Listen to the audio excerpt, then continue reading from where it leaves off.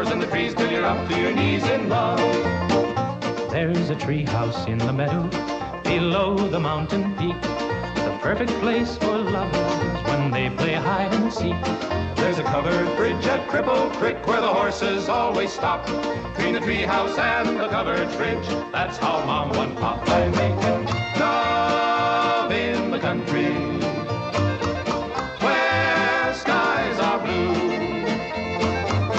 All you'll be dreaming of are the birds and the bees and the flowers and the trees till you're up to your knees in love.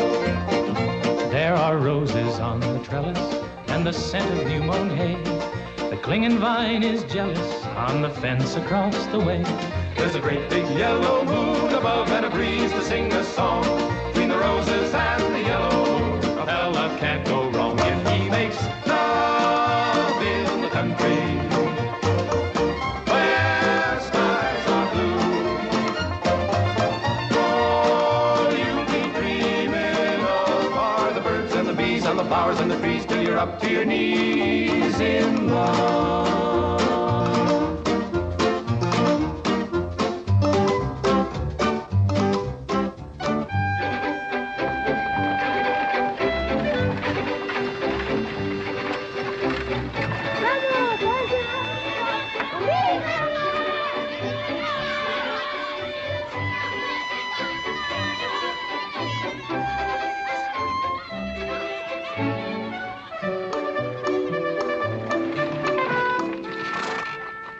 Lord to goodness, not again.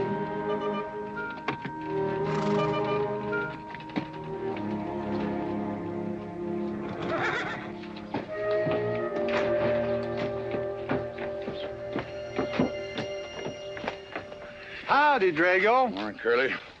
Makes 7 times this month he come home swoggles. 6. 7? 6. Once was his birthday. That don't count. Give me my bucket whip. Didn't have anything for breakfast but 2 raw eggs and a mug of honey. No. Curly, Yes, boss. don't say it's a fine morning or I'll shoot you. Get out of here, Bunyan. Good morning. Morning.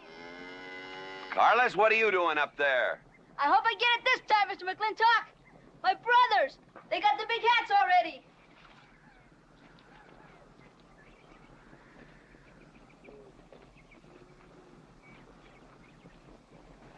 All right, let them have at it.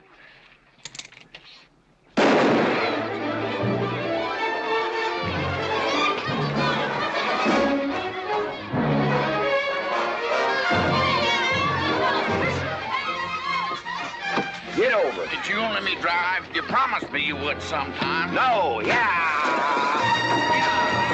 Boss, you better watch that turn onto the road. You're gonna kill both of us one of these days. Thank you, Mr. Boss.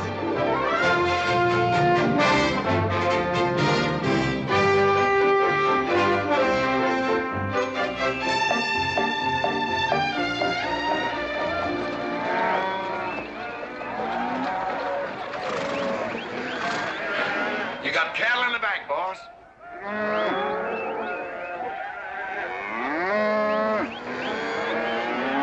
Yeah. Give it up. Yeah.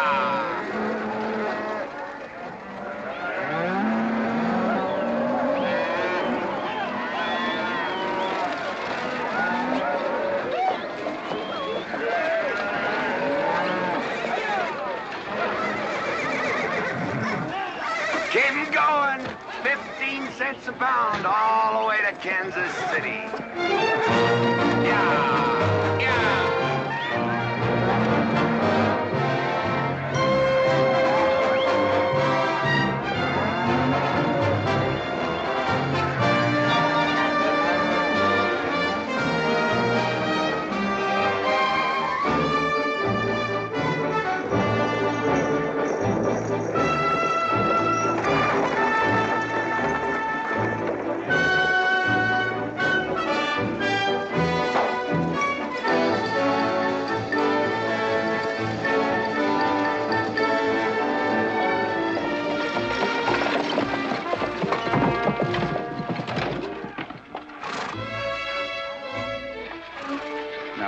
There's one old pensioner I wished you'd pass up.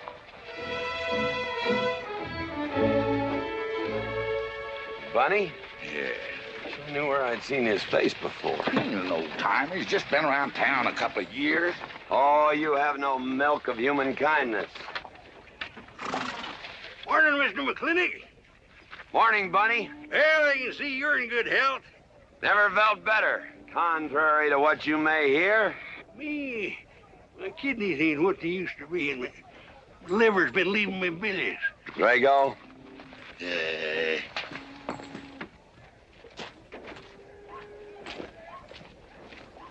Hello, Ben. Hey, McClintock. Drago, throw that in the buggy. Yes, sir. The scrubby bunch of Sooners, huh? They are at that. Well, it ought to make Douglas happy, lining his pockets with land fees. What are we gonna do? I don't know what you're gonna do, Ben. Me, I do nothing. 200 families. Quarter of beef a week per family. They last 2 years. That can be a sizable number. I got 20 head to 1 of any other brand on the Mesa Verde. I'm not hollering. Some of us haven't got all the money in the world. Some of us ain't old and tired and feel like being put upon. You interest me, young Ben. Go on. So the first time I find one of our hides wearing our brand hung on one of them settlers' fences, I aim to kill me a plowboy. You do what you want, McClintock. We'll do what we want. Fellas my age generally call me GW or McClintock. Youngsters call me Mr. McClintock. All right, Mr. McClintock. Not because I'm afraid of you. You're the big he-stud of this country. And I reckon a fellow my age should call you Mister.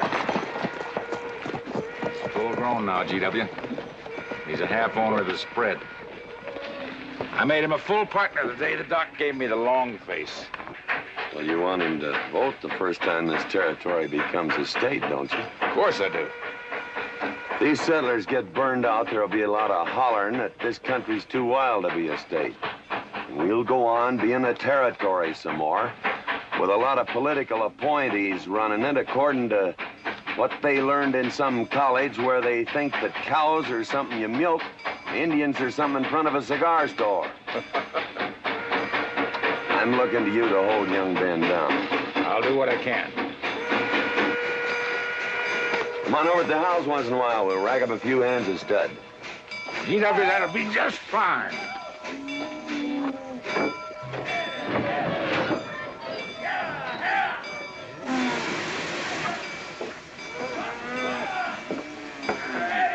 It's a nice morning, ain't it, boss?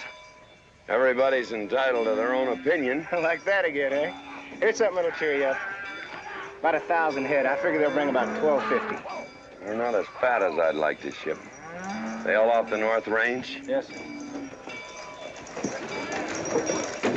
Settlers. Every one of them with a plow and a Bible. Not the slightest idea what the range is for. Drago! Drag out that hog leg. Yes, sir. Give me some attention. Yeah! People, people, people, people.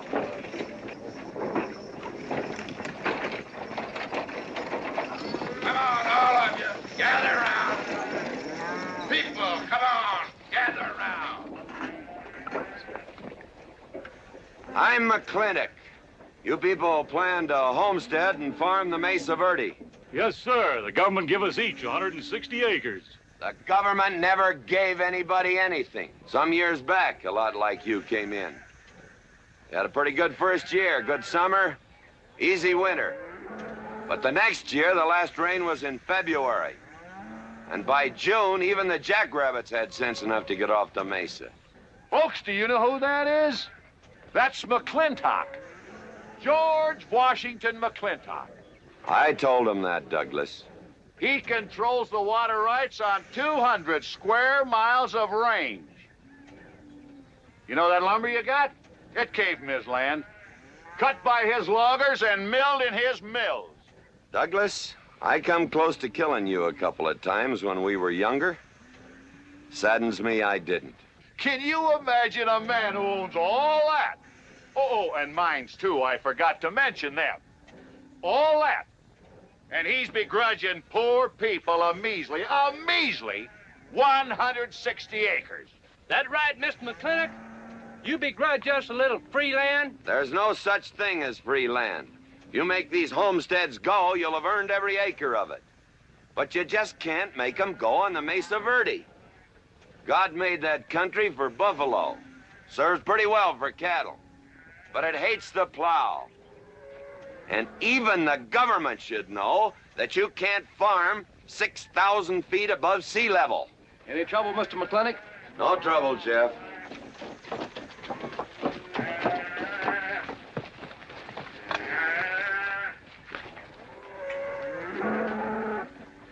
How about you, Douglas? Douglas? Just plain Douglas, eh? And you call him Mr. McClintock. Why? Well, Douglas, I guess it's because he earned it.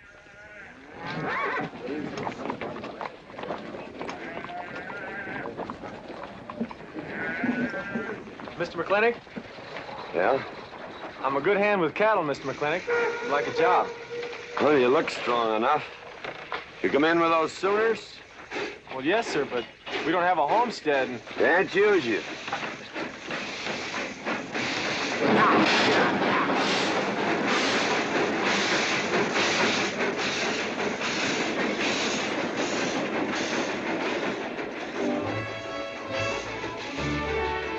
Tough life, ain't it, Sonny? Hell, ain't much future in being a farmer around these parts.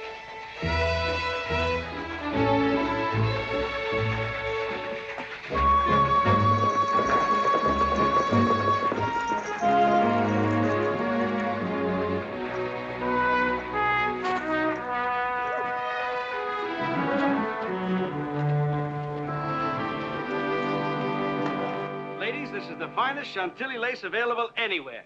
Chantilly, Mr. Birnbaum. Well, believe me, it's the best.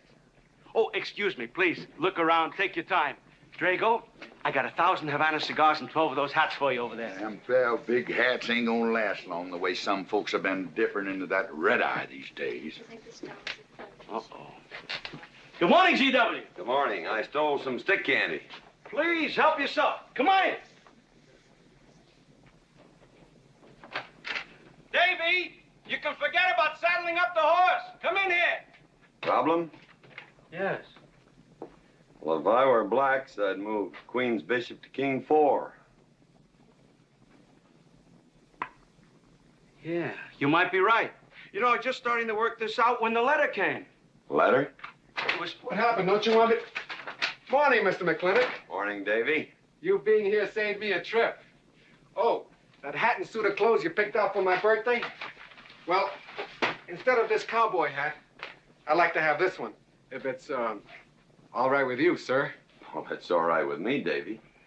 Of course, that looks like the kind of a hat a fella'd wear down Main Street to start a fight. Oh, I don't need a city hat for that.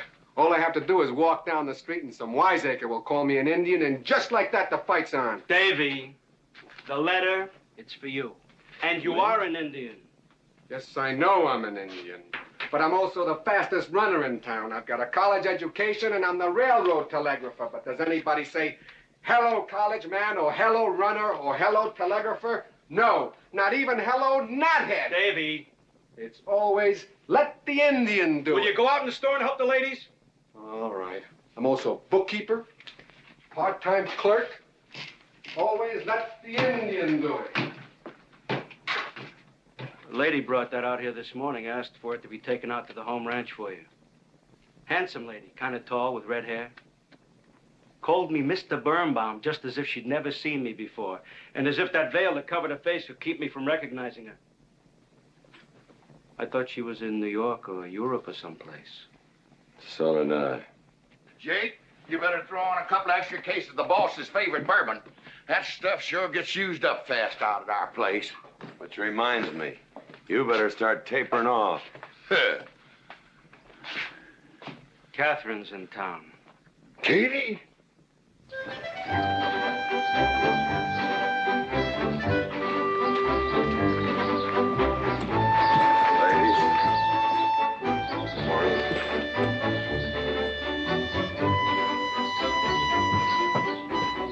Mr. Clifford. Morning, Mr. McClintock.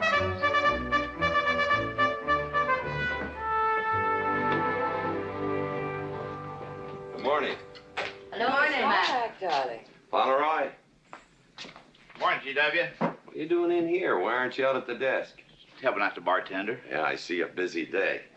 Give me the key to room 17. What? 17, and don't advertise it. Here they come, Mr. McClintock.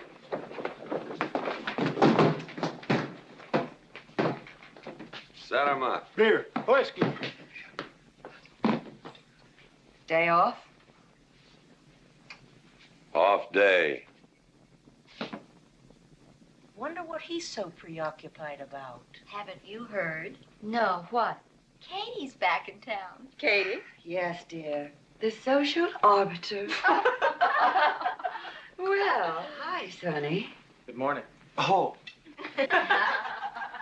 He sure is a quiet one. Mr. McClintock, I don't want to bother you. I'm sorry, boy. I told you, no job.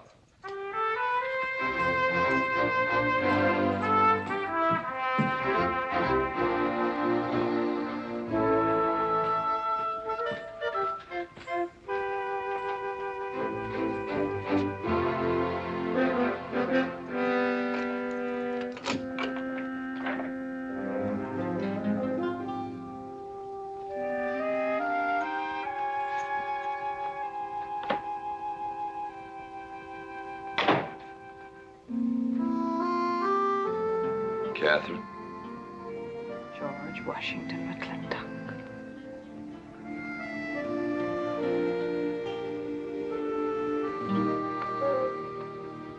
I thought you'd want this.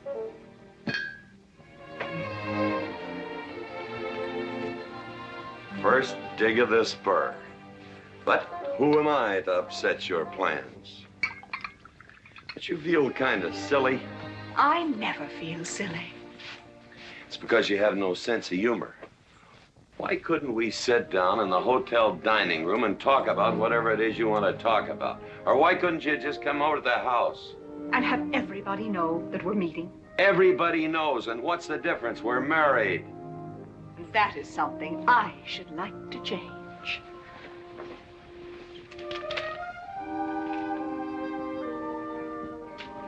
You know the answer, Katie. That isn't why you sent for me. Let's get to the rat killing. Oh, that's just the kind of remark that's always endeared you to me. Let us open the discussion. Very well. Our daughter is coming home in a few days. Rather, she's coming here. It was just a slip of the tongue that made me refer to this ugly hamlet as home. Our daughter. Is it so hard to say her name? It's Becky. Rebecca. I hate that name. Anyway, she's coming home. And I hope to persuade you to let her live with me. Part of the time in the capital, part of the time in New York, and, of course, Newport during the season. You're whistling in the wind, Katie. If she stays here, she'll become just as crude and as vulgar as all of this country. And if she goes your way, she'll be all show and no stay. Oh.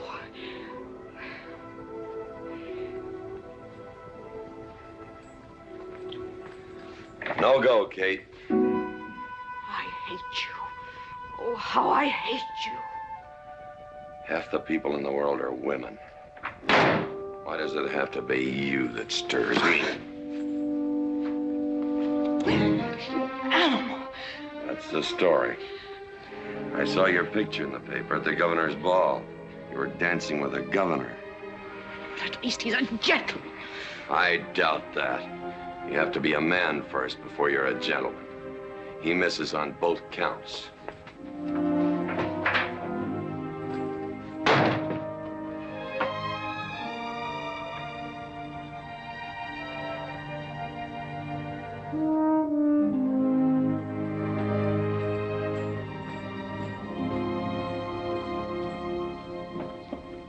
Hey, Sonny, you gonna ask him again?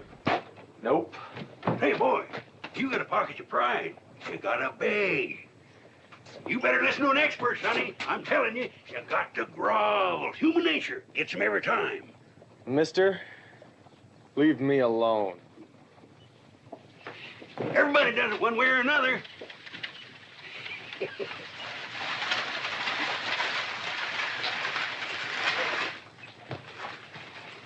About that job, Mr. McClintock. I already told you, son, I've got no need for farmers or use for them. Just 1 minute, Mr. McClintock. My father died last month. That's how come we lost our homestead. I've got a mother and a little sister to feed. I need that job badly. What's your name? Devlin Warren. Well, you got a job, son. See my home ranch foreman. He's over at the corral.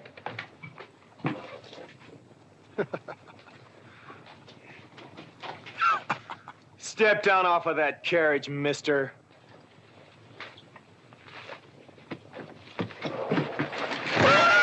Hold that hog leg. I've been punched many a time in my life, but never for hiring anybody. I don't know what to say. Never begged before. Turn my stomach.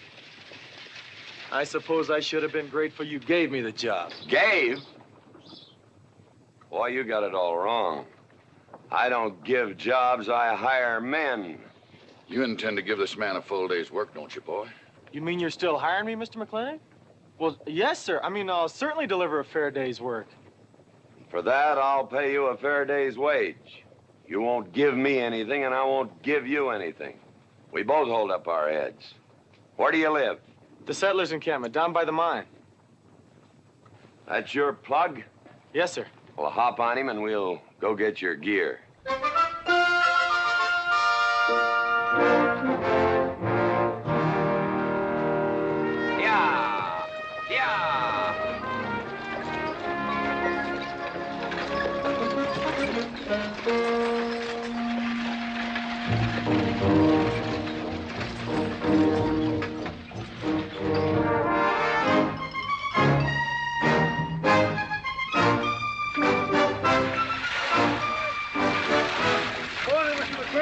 Morning, Mr. Poor Boy.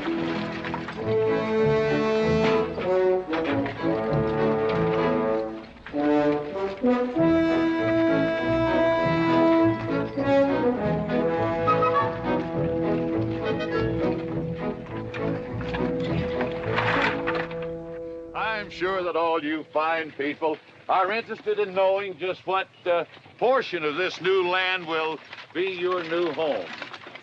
Oh, Jones and McAllister, since you've been more or less the leaders of our group, I'd like to have you come up and check the exact location. Won't be a minute, sir.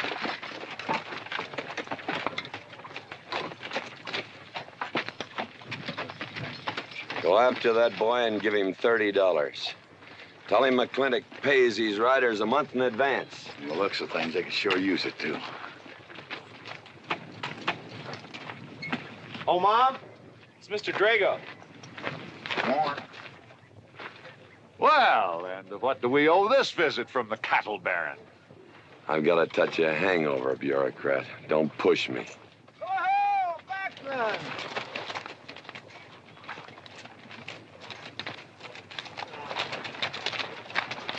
Say, those are Indians. Are there Indians in this homestead land? Friendly Indians, my boy. Oh, Backlund! Oh, Running Buffalo! Oh, Backlund! Long time we don't get drunk together. And it's gonna be a lot longer time, because it's against the law and you're with the sheriff. And if I got my hands full, they came into town to meet the train. The old Indian chiefs are coming home. I heard they'd been pardoned. They don't know when it's arriving, this week, next week, or next month. So in the meantime, I've got to do something with them. Could I cut out a couple of head of your steers to feed them? Otherwise, some of these settlers' milk cows are going to disappear. That's right, Macklin. Cut out whatever you need. Sheriff, are you going to camp these savages with all these settlers? You're asking for trouble. Mr. Douglas, I already have plenty of trouble. Please stay off my back. Running Buffalo, bring your people over to the clay slide. Go. Hello, Mr. Macklin. Tiny Mouse, it's nice to see you. You wouldn't believe it now, but 20 years ago, she was a mighty handsome maid. 20 years ago, you thought so too, Mr. Douglas.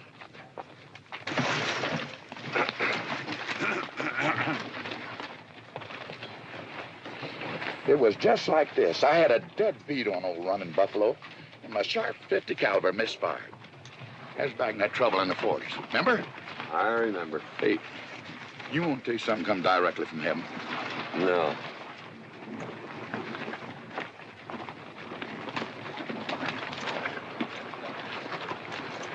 Where'd you get this? That boy's mama baked them. You thinking the same thing I am? She's a widow woman, boss, and she's got a long, hard road home. Hire her.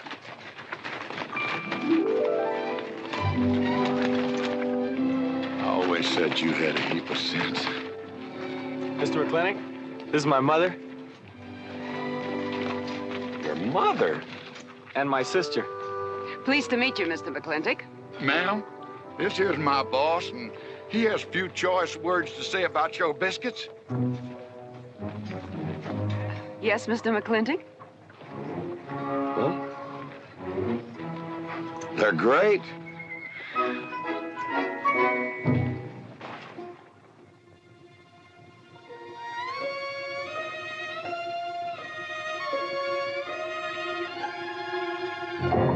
Well, you old Cantonese reprobate, how about it? Fire me? I kill myself. I'm not talking about firing you, I'm retiring you. You've been rustling food for us for 30 years. We're gonna put you out to pasture. All you'll have to do is give advice. Be one of the family. I kill myself. I may save you the trouble. But, Ching, you kill yourself, I'll cut off your pigtail and you ain't never gonna get to heaven. I'll be one of our family. I give you my solemn word. Pretty clumsy family. Drink too much, get in fights, yell all the time. Cut off his pigtail. All right, I'll be one of our family. Giúp lấy đó. Phải là giúp lấy đó. Giúp lấy đó, hai. Cảm ơn.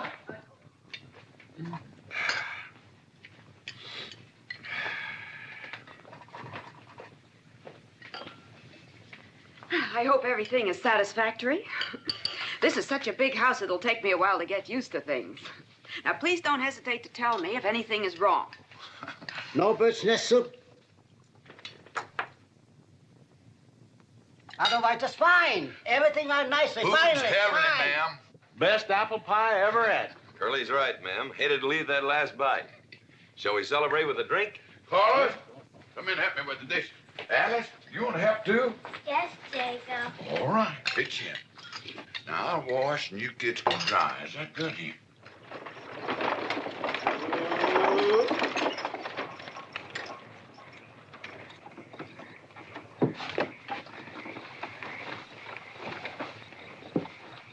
Don't seem possible one woman could use all them clothes. You keep a civil tongue in your unprepossessing face. Yes, ma'am. And unload my baggage, please. Yes, ma'am. By the way, what does that word unprepossessing mean?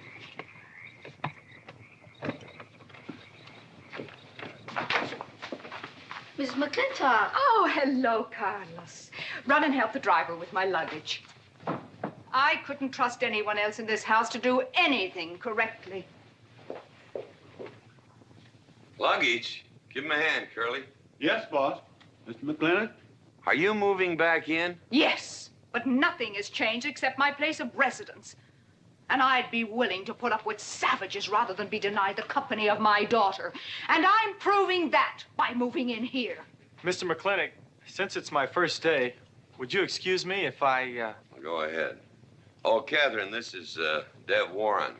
He joined the outfit today. Please, ma'am. Thank you. Well, how refreshing. A polite young man here. Where did he come from? He's a farmer. A farmer? Well, I'll be doggone. Kate, welcome home. What on earth are you doing in that idiotic-looking outfit? And don't you dare call me Kate. That's my butling suit. I'm butling for the boss. And I'm sorry, Catherine. That Kate kind of slipped out from the times I remembered you as being nice people.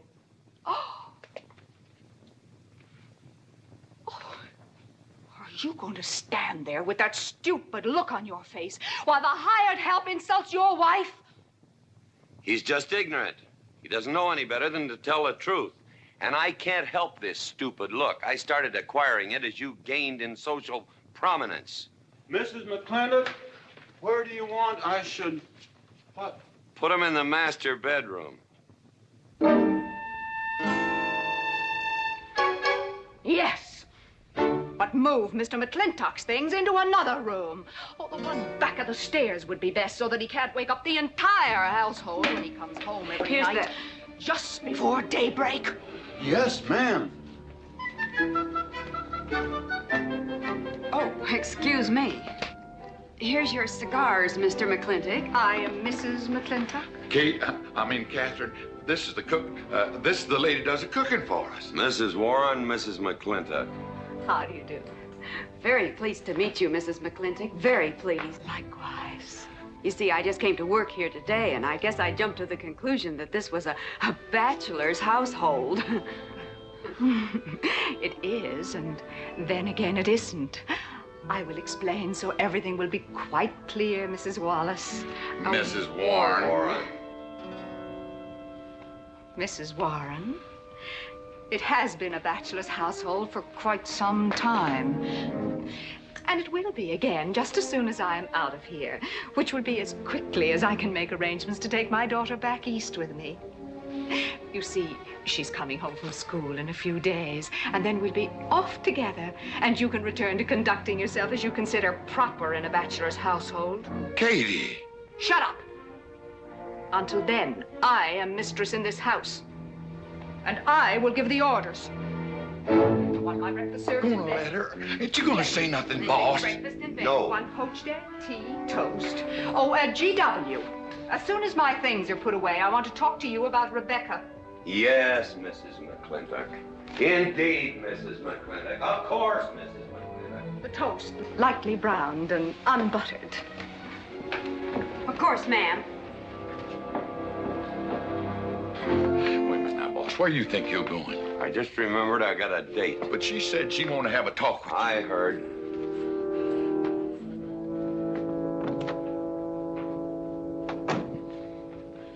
Good evening, Lem. Good evening, Mr. Mack. Yep. Say, Mr. Mack, what does unprepossessing mean? I was called that once, Lem. Looked it up in the dictionary. It's best you don't know what it means. Uh-huh. Thank you. You're up.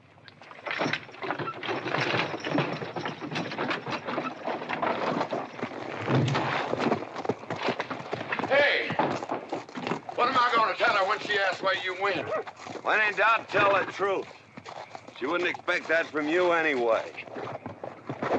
Where's Mr. McClintock going? There he goes, burning his last bridge. You see a yellow streak about a foot wide running up down his backbone. Well, Mr. McClintock?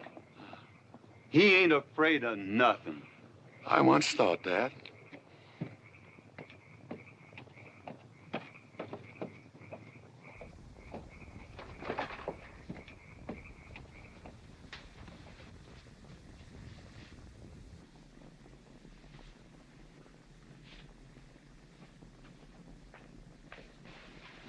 Drago? Yes, ma'am. Was that, He took off, lit out. I told him I wanted to talk to Yes, him. ma'am. I was standing right over here when you said it, and I was standing right out there on those front steps when he walked up to a horse, grabbed a hunk of mane, stepped up on him, and sunk spur. Where did he go? Last time I saw him, he's going east. But you know him, he's liable to go north, south, or west. Get me a carriage. Yes, ma'am, but But what? maybe you shouldn't follow him into maybe where he's going into. What does that mean? I don't know, but I wish I hadn't said it. I'll just get the carriage. Yes, ma'am. What happened? Get the Bruce. Baruch? Hitch it up. She wants to go to town. But Mr. McClintock never said anything to me about it. Look, young fella, I'm the ramrod around this place, and you better start giving me a yes, sir. You're gonna get the roof of this house pulled down on your head. Yes, sir.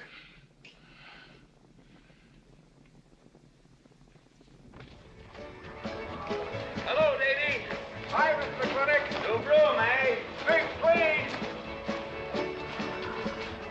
Hello, Bunny. How is everything? Oh, fine, fine, Mr. McClintock. I'll get you next time.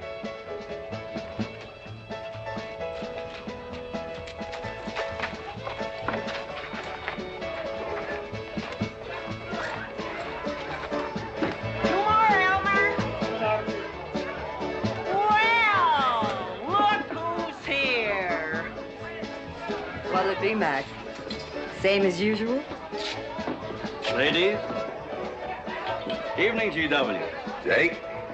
Wrong move. What? Chest problem. Queen's in danger.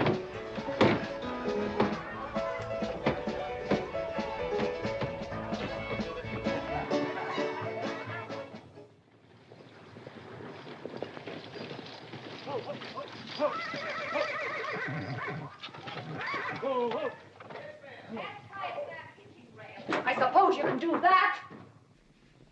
Camille, you're on your own. Mr. McClintock?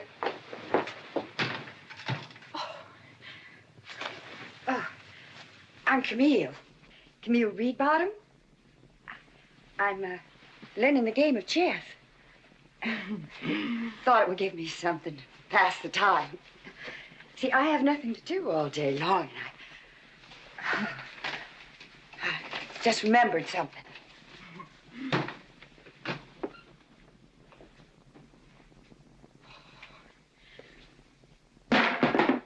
Catherine, I didn't hear you come in. Mr. McClintock, I told you that I wanted to talk to you. Not now. Could I get your glass of sherry, Catherine? Oh, thank you, Mr. Birnbaum. I could use one. I came into town behind a runaway team. Drago never could handle horses. It was that young man whose mother pretends to be your cook. Catherine, your wife. Oh, thank you, Mr. Birnbaum.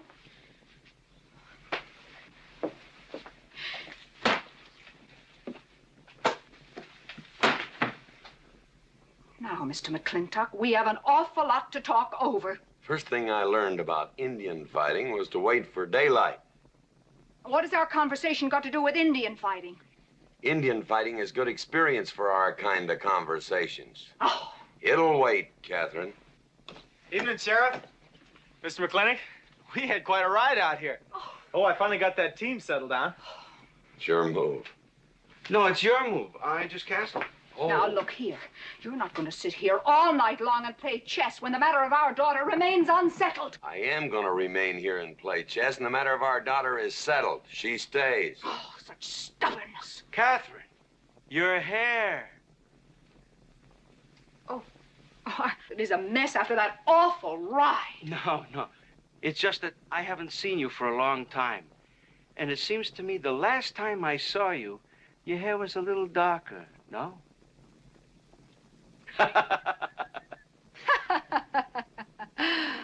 It's a funny thing that tricks a man's memory will play, huh? Mr. Birnbaum, I think that you've completely lost your mind. You have done something to your hair. I have not. If I had, it'd be none of your business. I'm certainly not going to put myself in the place of those blondine trollops that you seem to prefer. Take it. Huh? Oh. Fill it. Oh.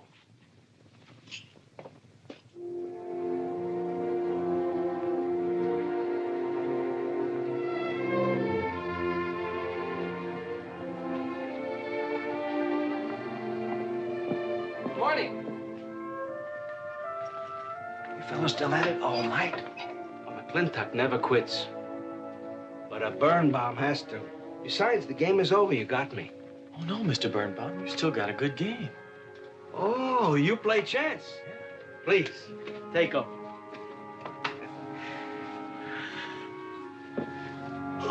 Pretty good. Fair. Well, looks like I won't have to come into town always to get a game. Remember, I'm a bad loser. It's your move. Yes, sir.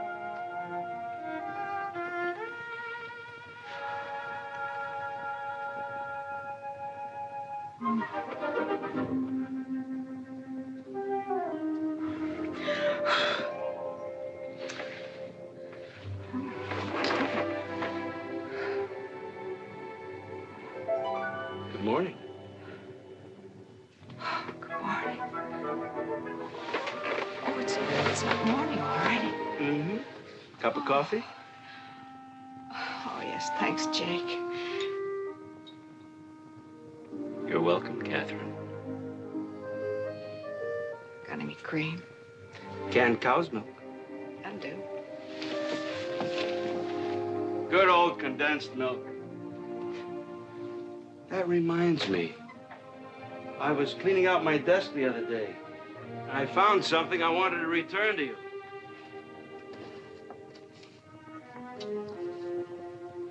Here it is.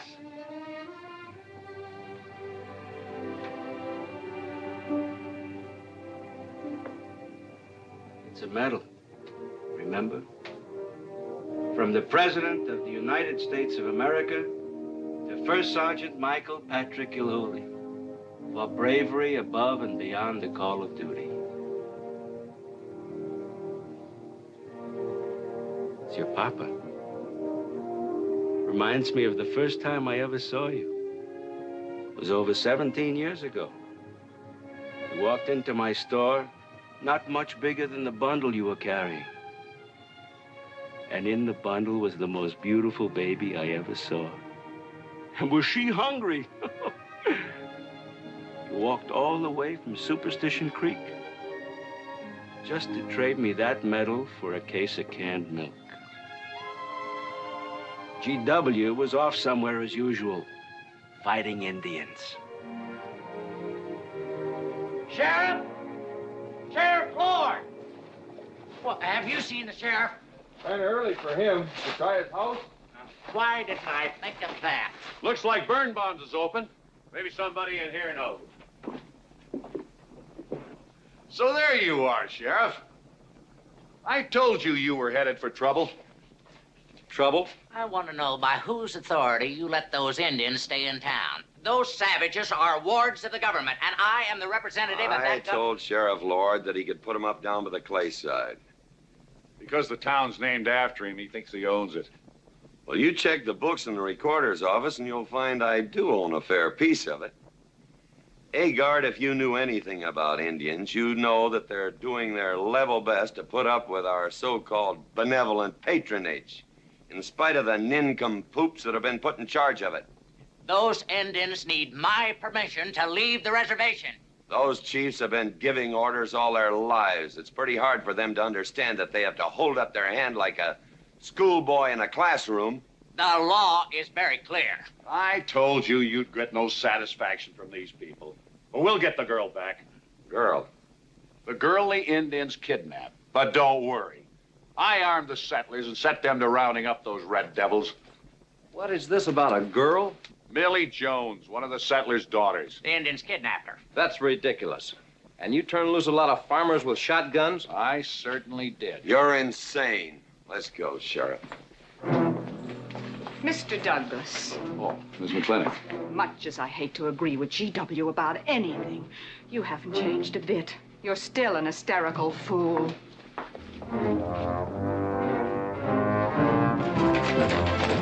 Come into town. I got worried. What about? Thought maybe Katie shot you. Not yet, Drago, but it took restraint. Wait a minute. You better take Agard along. Not that he'll be much help. Drago, have him on the horse. Just a minute. Well, I'll drive.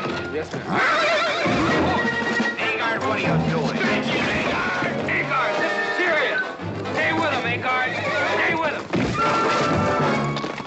Agar, will you stop showing off and getting this buggy?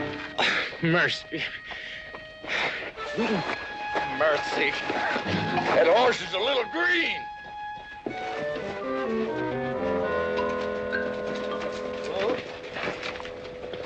Let's go. yeah.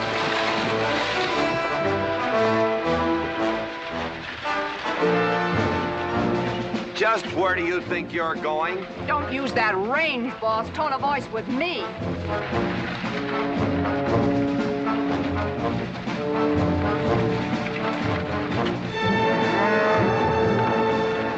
Carter! Headed for Mr. Poor Boy's mine. Mount up some riders. Right, boss. You heard the man. I don't like it, Mr. McClintock. I don't like it one bit. What don't you like? They're planning to hang an Indian.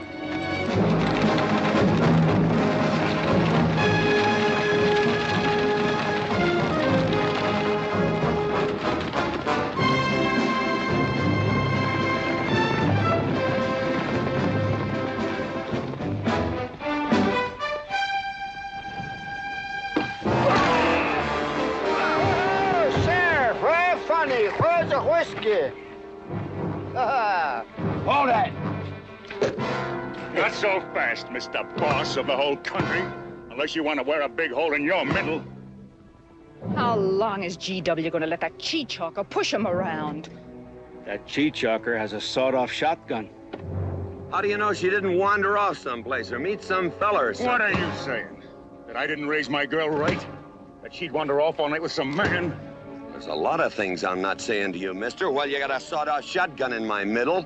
But how do you know this Indian had anything to do with it? She's gone, ain't she? She's gone. Pa! Pa! I'm over here! Pa! Been looking for me, Pa? Where you been, gal? Young Ben took me for a sunrise ride, and the horse wandered away. You come down over there. But, Pa! She's telling the truth, Mr. McClintock. We wasn't doing nothing. Well, that's not important right now. The important thing is that you don't draw that hog leg, or this'll be worse than Dodge City on Saturday night. You get on, back to the wagon. I'll tend to you later. Now for this young whippersnapper. Now, no harm has been done. And young Ben here is one of the nicest boys in the territory, so just put down that shotgun and I'll let's teach forget him to fool with Mike. Now, we'll all calm down. Boss, he's just a little excited. I know. I'm going to use good judgment. I haven't lost my temper in 40 years. But, Pilgrim, you caused a lot of trouble this morning. Might have got somebody killed. And somebody ought to belt you in the mouth. But I won't. I won't. The hell I will.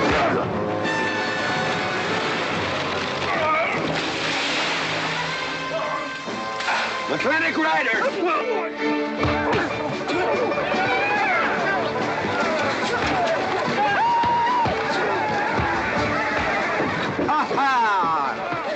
Oh, Markland! Hey, Buster! Remember me?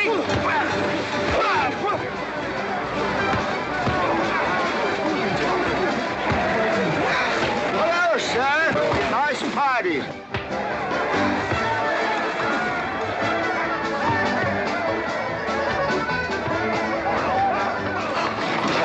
Do you think you ought to? I ought to what?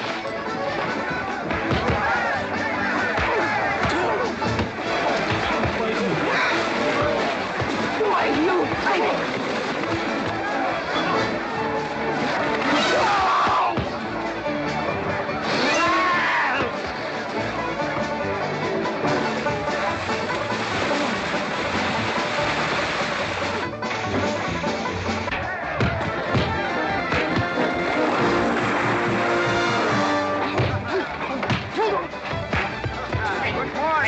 I want to work with you. Hey, just a minute. What do you do? My glasses. Hey, now stop this or you'll be sorry.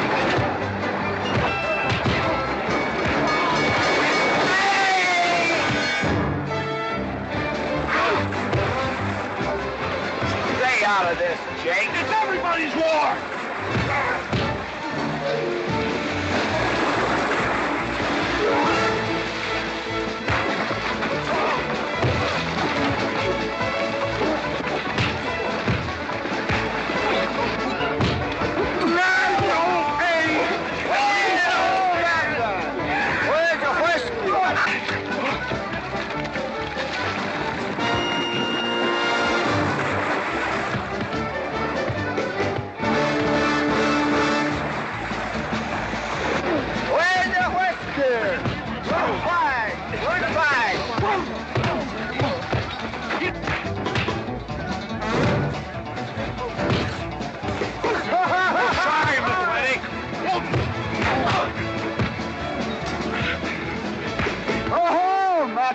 Thanks. Ha-ha! It's very funny. Yeah, very funny.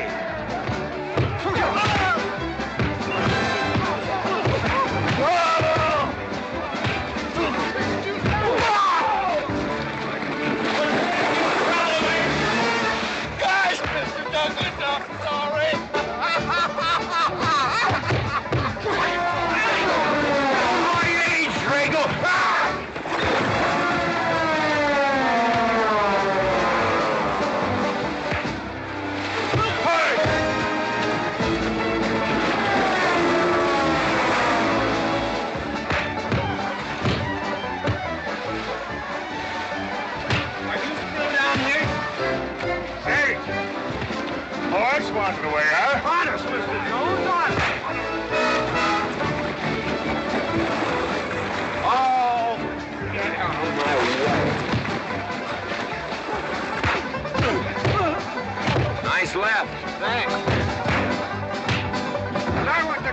For this, you don't need college.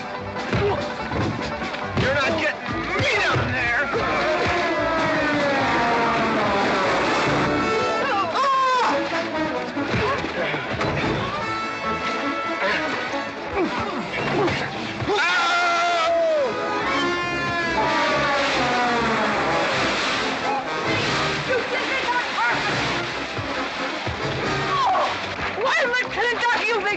Good morning to you, Mrs. McClintock. Buddy, you big...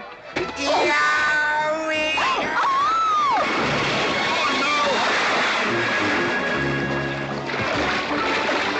G.W. McClintock, you big bacon clumsy. Well, it's pretty hard to control yourself.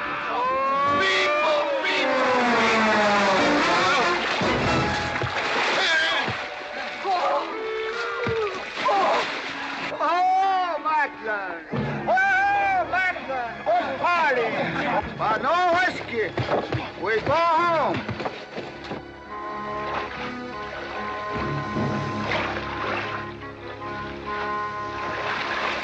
You and your friends. Well, we at least saved your hat.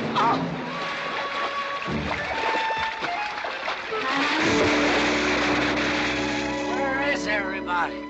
Oh, for heaven's sakes.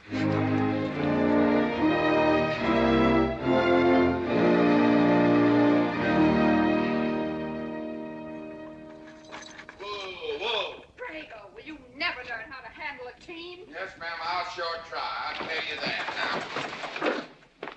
now. Try me family. You want to lose your pigtail? I lose face. Lousy lot of tips. You want to lose more than that. Kate, Yes? we could be a big help to one another. Like what, may I ask? Well, we could wash the mud off of each other. We used to have quite good times doing that sort of thing. There are a lot of things we used to do. Good night, Mr. McClintock.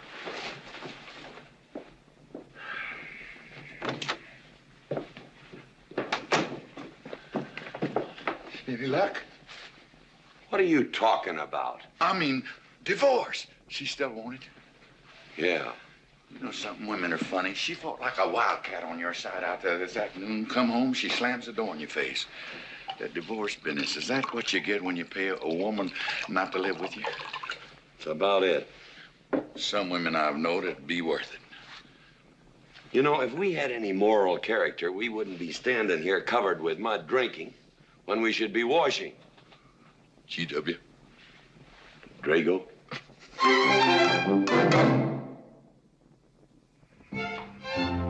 Miss Warren, these biscuits. Oh, thank you, Drago.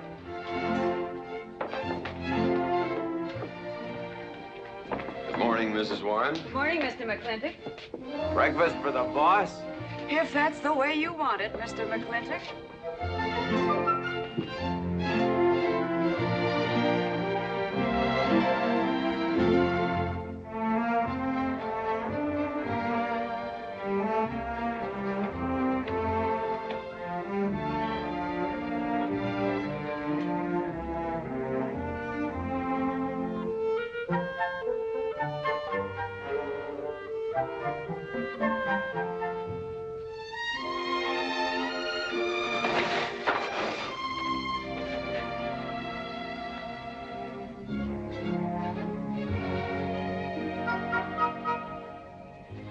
One poached egg, tea, toast, lightly browned, and Why, Mrs. McClintock, you have a black eye. I do. Ooh.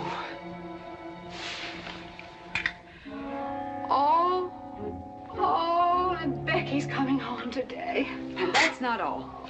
There's a little something we'd better get settled. There are no men listening now, so we can be ourselves. Oh, sure, I let you get away with all that guff the other night. But now that we're alone... When I want the opinion of the hired help, I'll ask for it. You know, you could wind up with 2 black eyes. What? Oh, I realize you had to put on that big act. We always have to just before we get ready to forgive them. Generally for something they haven't done. But you and I both know that's just to keep them from getting the idea they run things. McClintock give you that black eye? No. Nobody gave it to me. I won it.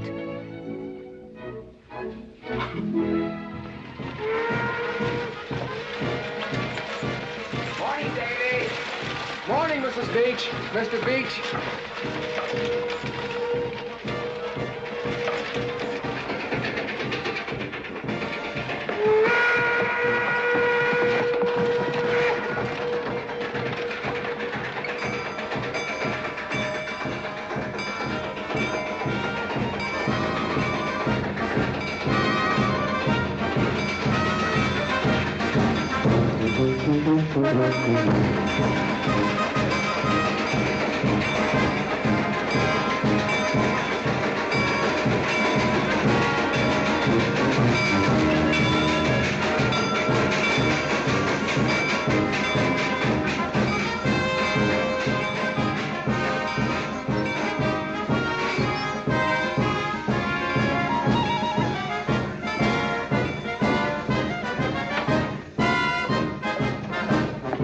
Why, Miss Becky, welcome home.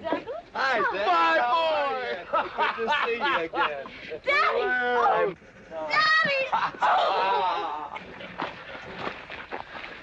It's been 2 long years. I guess I'm gonna have to stop calling you Tomboy. Oh, Becky.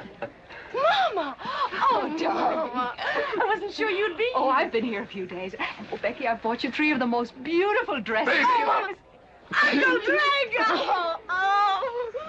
Did you bring your old uncle a coming home present? Sure did. What is it? A mustache cup. And what did you get me? Prettiest Palomino pony that ever packed a saddle. Broke the stand, drowned, tie, and the counter. Oh! Uncle Jake! Oh! What are you doing with Mr. Douglas's tuba? Oh, Mr. Douglas had a little accident. I brought you a whole shipment of licorice sticks. But now that I've seen how much you've grown, I think we better exchange them for a couple of bolts of dress goods, huh? Thank you. Oh, the mayor was going to be here, but he had to go to the territorial capital on a horse theft matter. But I'm going to give his speech. Oh, and don't worry about the mayor. I'm sure that he can find a bill of sale for the horse.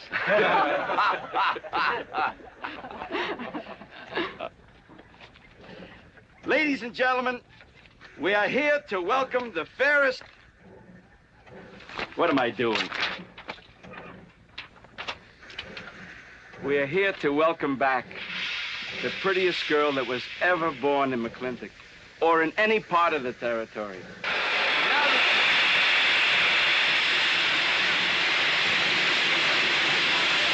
Hey, Davy! Yeah? Got something for you.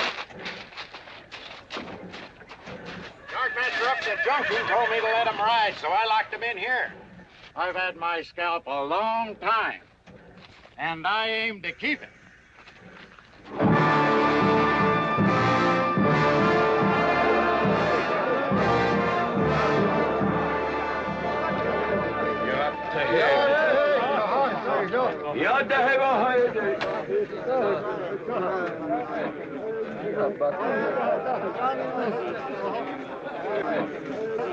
And now she's come back to us. Gone are the pigtails, but the freckles are still on the prettiest face that was ever born in McClintock.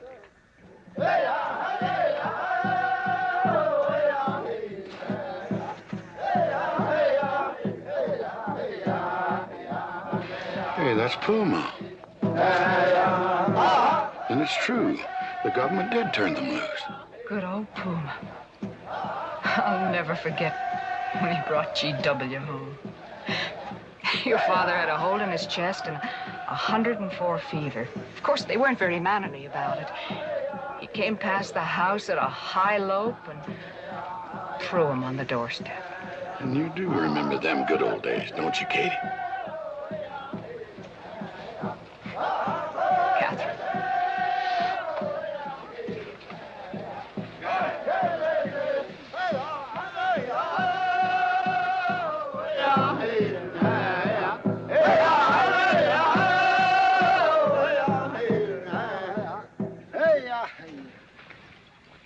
Yatta hey, my friends. Yatta hey. Puma, honored enemy.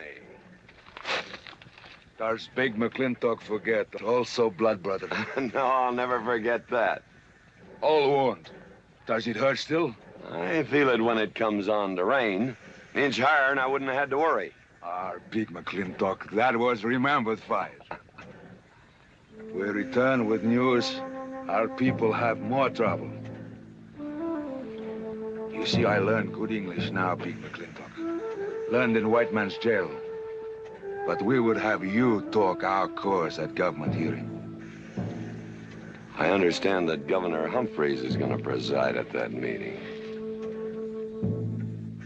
Yes, Puma, I'll translate your wishes. Mr. McClintock, could I impose upon you to use your Comanche to tell these Puma chiefs... is chief of the Comanches, and he speaks English very well. Oh, well, your people will have to follow my instructions to the letter. It is the law of the land... Well, now, just a minute. Well, for heaven's sakes.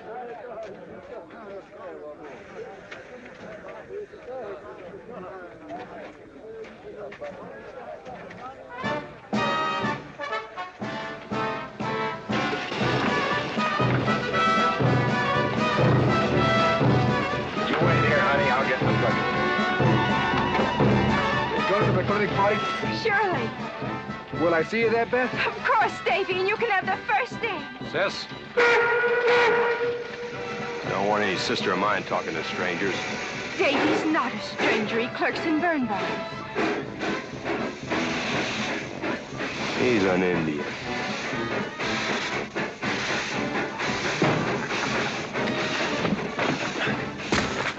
Darn you, Drago! Now look what you've done. Baby, this is Devlin Warren. He works for you, Papa. Dev, this is Miss Becky McClintock. Those are my things. Yes, ma'am. Oh, I don't own you anywhere, Miss Becky. What do you mean? Oh, I mean, you look so much like your mother. Well, even prettier. Oh, Mr. Warren. Mother's much prettier than I am. Many a fight started with words like that. Come on, get in the buggy. Hello, Ching. We got jelly pie for dinner. Oh. I'm not cooking. No, he's not. Junior! Yes, Miss Becky. You remember Junior Douglas, Mama? Oh, of course. How's college? Valedictorian, 95. Oh, congratulations. Oh, Mr. and Mrs. Douglas, we will see you at the party, of course. Oh, delighted. Well, it'll be pretty hard to keep young men away. Yes, sir. Drago? Yes, boss. Baggage all loaded. G.W. You remember young Junior? Oh, yes. Like father, like son. Mr. McClintock, I hope you don't think I'm being presumptuous in asking for the honor of calling on Miss Rebecca. Well, there she is. Ask her yourself.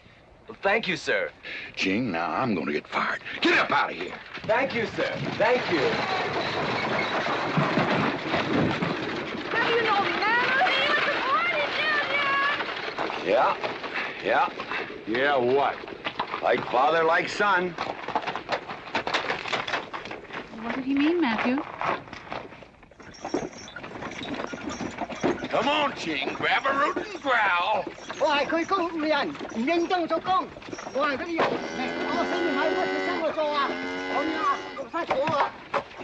you're doing a good job, Miss McClintock. Thank you, Miss Flora. Deb, when you're finished there, go over and help Drago with the beer cakes. Yes, Mom. Deb, could you come and help me a minute?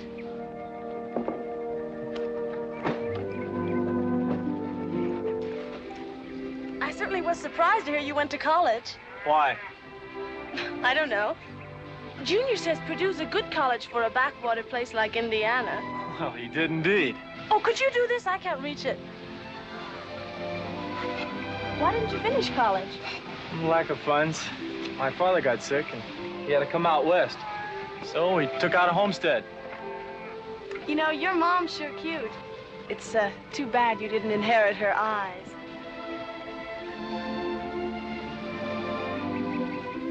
Well, you'd been lucky if you'd inherited a few things from your father. Oh, really? For instance? It was common sense, for instance. Common sense? Yeah. You don't see him being fooled by some dude like Junior Douglas. Junior's not a dude. He's nifty.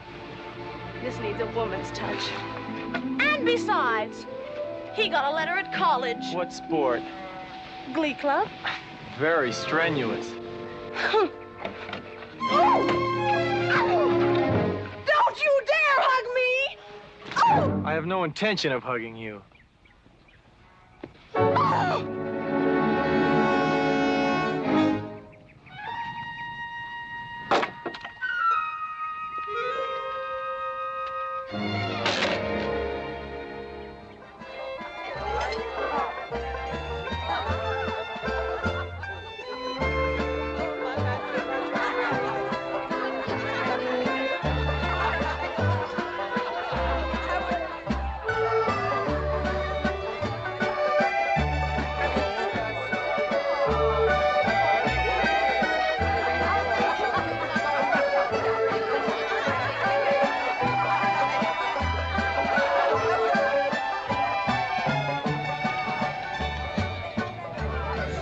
Ladies all look lovely, Catherine.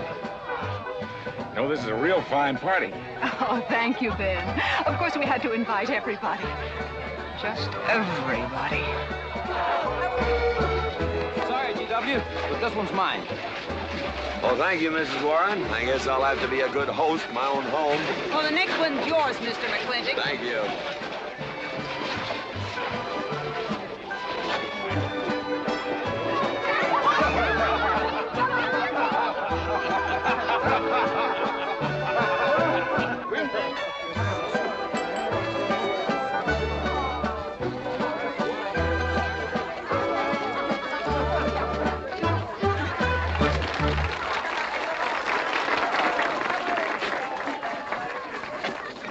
Drago, go and do what I told you to do. Oh, Katie. Catherine, and do as you're told. Oh, Drago, do this. Drago, do that. Yeah! People! This Douglas feller. Drago! Yes, ma'am. Matt Douglas, Jr. is going to bring you folks some of the latest terpsichorean dance steps, brand new, brought by him directly from New York City. All right, Mr. Fiddler.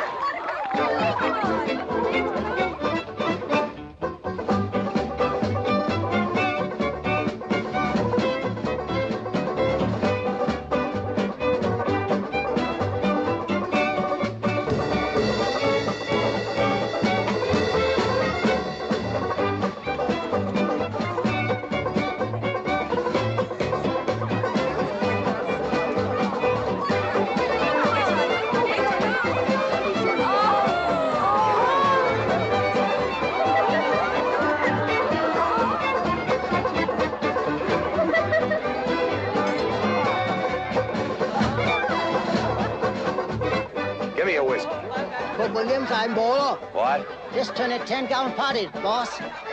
We're running out of whiskey. Well, I can take care of that, Chick.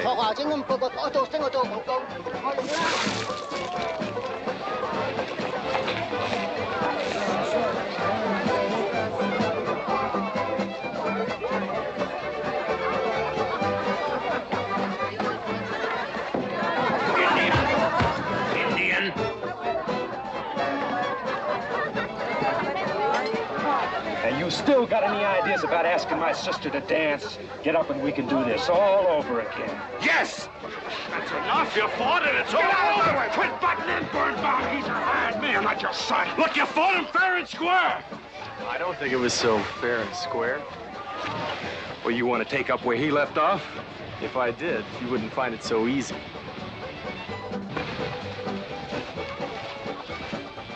Now we've had enough of this. Well, when are you gonna quit walking away? Just as soon as we're out of sight of the party. A little lesson I learned back home, don't fight in front of women. Well, we're out of sight now. So we are.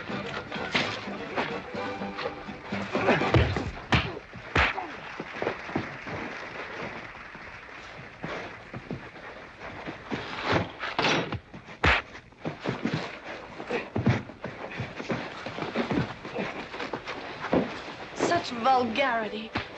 Someone should do something about it. You're right. Absolutely right.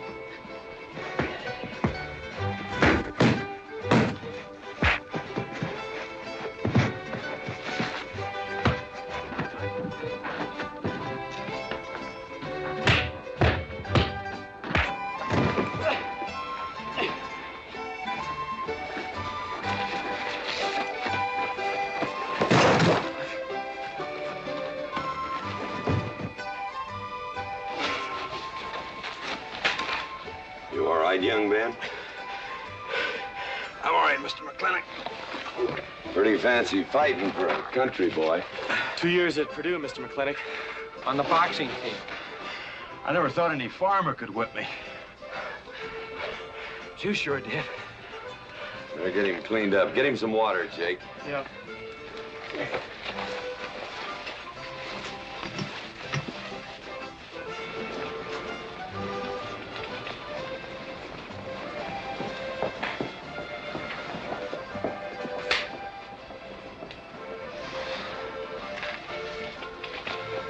Get yourself cleaned up.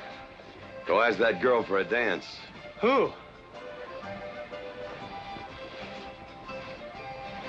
Oh! Did I miss one?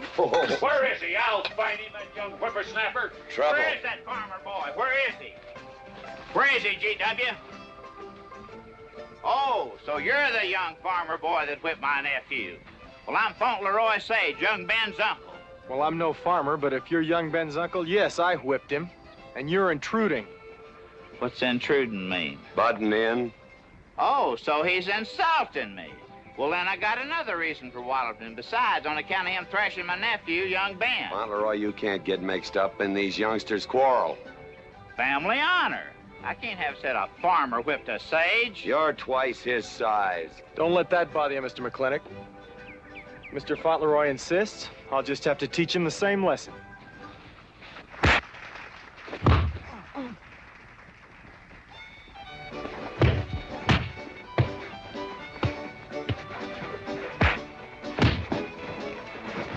Say!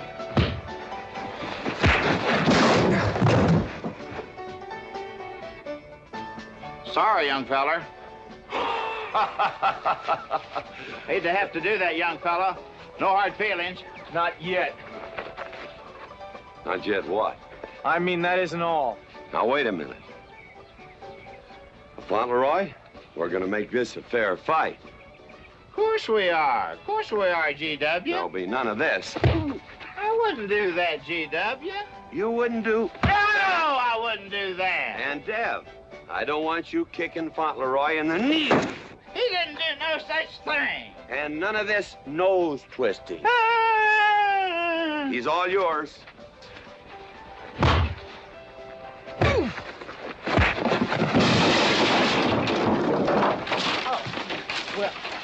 Well, where are my glasses? You all right, young feller? Ouch! I'm all right. This Indian agent will stop stepping all over me. I beg your pardon. G.W., you're just funning me. But I want you to know that boy fought me a fair fight. Well, I'm glad to hear that, Fauntleroy. Here's my uncle. Fauntleroy, what have you been doing? I hope my uncle didn't bother anybody. No bother. I think we'd better join the ladies before they get curious. Drago. Fauntleroy, let's line them all up for a do-si-do. Jake, you think tincture of arnica would help? Could be. Used to help you. Gentlemen, to the medicine cabinet.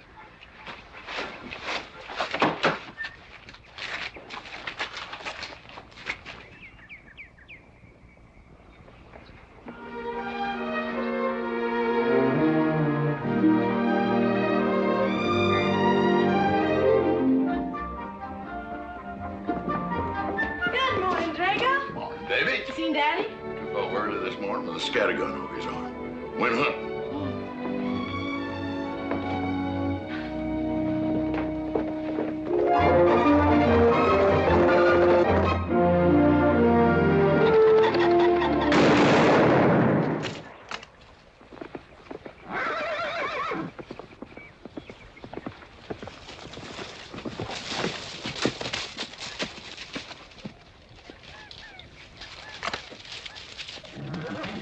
Morning, Daddy.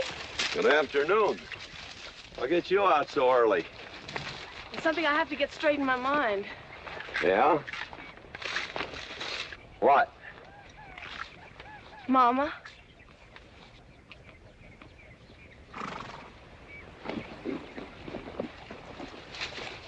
Why'd you and Mama stop living together, Daddy? Why'd you separate? Aren't you going to answer me? No. is sort of my business, I think. I don't. Is it another woman? Usually is. At your age, you always know what's usual. Is it Mrs. Warren? Becky, I don't want to start laying the law down your first day back home. But I'll have no more such talk. First time I ever saw Mrs. Warren was last week. She has a job here at which she's very good. And I hope you'll have the good manners to not pry into other people's business. Your mother's and mine. Pretty good shot, Daddy. Oh, I can understand your trouble. Mama's often so, well, so petulant. Petulant? You learned a lot of words back east, Becky. Wish to God they'd have taught you some meanings. You were only about 6 months old when your mother stayed alone with you in a sod hut under 8 foot of snow, while I moved the herd 300 miles south to try and save it. Saved about half of it. You were a little more than a year old at the time of the great Comanche raids. We stood off 500 Plains Indians for 9 days. Petulant, Becky? I think you better go on home. See that Ching gets those birds.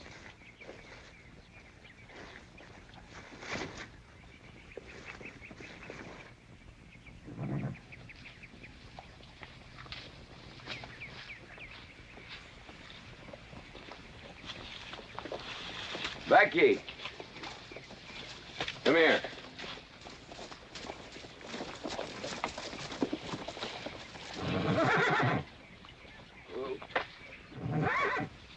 There's something I ought to tell you. I guess now's as good a time as any. You're gonna have every young buck west of the Missouri around here trying to marry you. Mostly because you're a handsome filly. But partly because I own everything in this country from here to there. They'll think you're gonna inherit it. Well, you're not. You're gonna leave most of it to, well, to the nation, really. For a park where no lumberman will cut down all the trees for houses with leaky roofs. Nobody will kill all the beaver for hats for dudes, nor murder the buffalo for robes. What I'm gonna give you is a 500 cow spread on the upper Green River. Now, that may not seem like much. It's more than we had, your mother and I. Some folks are gonna say I'm doing all this so I can sit up in the hereafter and look down on a park named after me. Or that I was disappointed in you. Didn't want you to get all that money. But the real reason, Becky, is because I love you. And I want you and some young man to have what I had. Because all the gold in the United States Treasury and all the harp music in heaven can't equal what happens between a man and a woman with all that growing together. I can't explain it any better than that.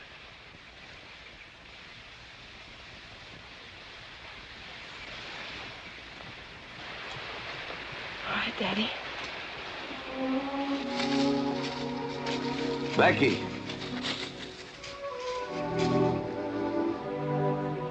When you're as old as I am, you'll thank me for this. Daddy, I'm full grown. I wasn't worrying about me. I was thinking about you and Mama.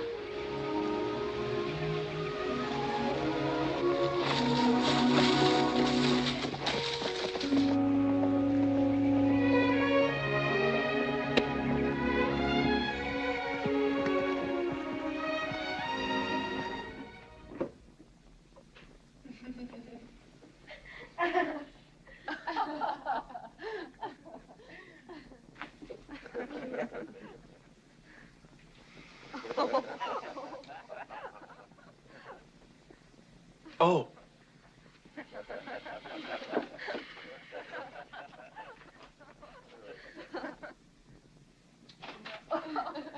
Well, sir, all 3 of them fell right out of the carriage. Well, it's getting rather late, Becky. It's bedtime. Oh, Mother. He brought this. He must have intended to use it. Oh, well. Sing us a song. Well, if you really want me to. Gosh, I haven't played in You quite know just right for me. Sure. It's the rage now. Oh. Oh.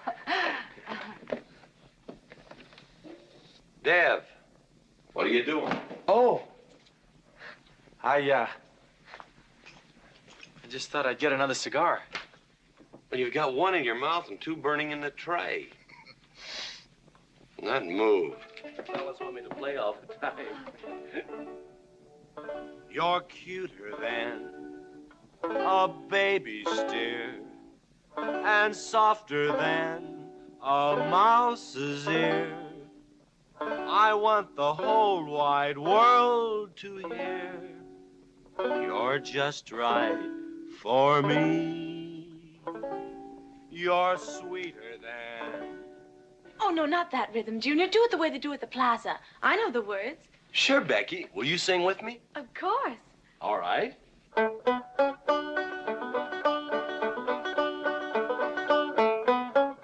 love a man who's witty and smart and clever. It's your move. Oh. Oh, Deb, you're playing like an amateur. Let's call it an evening. I'd like to know where your mind is tonight.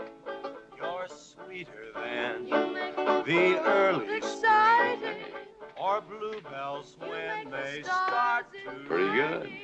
You Voice like her father. feel like a king. You're just right for me.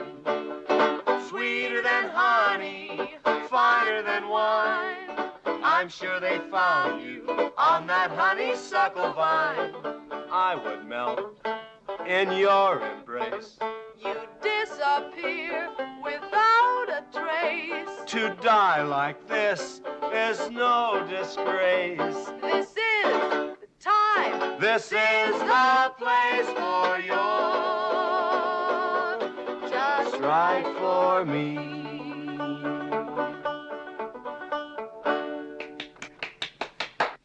Well, that's so good, I kind of hate to break this up. But if we're going to have that Indian hearing tomorrow morning... Sir, about our conversation earlier this evening, I believe I'd better apologize. Yeah? Yes, sir, I've been thinking it over, and when I called you reactionary, well, that's merely my generation's term for your generation. Nothing personal, sir. Oh, really?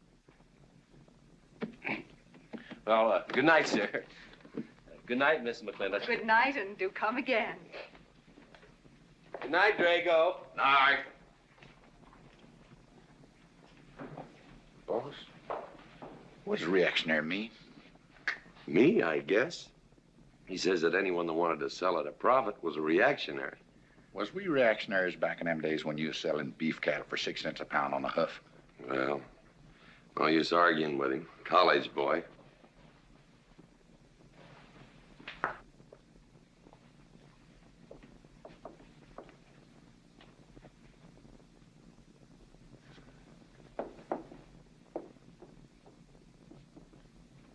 Devlin Warren, if you was my kind of man, you wouldn't let some dude walk off with the prettiest girl west of Denver without putting up some kind of fight. Does it show? Well, what can I do? I'm just one of her father's employees. I'm just a hired hand around here. Every so often, Dev, you spill the strangest ideas. Everybody works for somebody. Me, I work for everybody in these United States that steps into a butcher's shop for a T-bone steak. And you work for me. There's not much difference. Daddy, the most terrible thing just happened.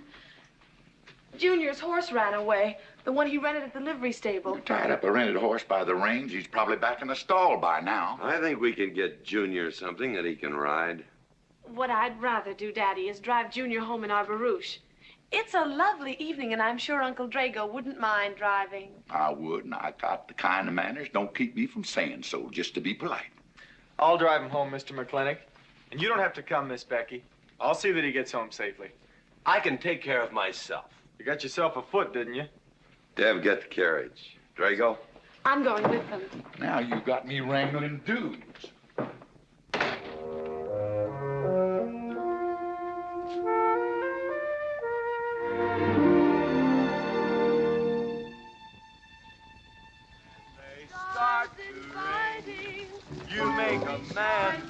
like a king, just right for me. Miss Becky, somebody better help me watch the road. You know, I'm new around here. Might take the wrong turnoff. Devlin Warren, you know there isn't a turnoff between here and town. You disappear without a trace. To die like this is no disgrace. This is time. This is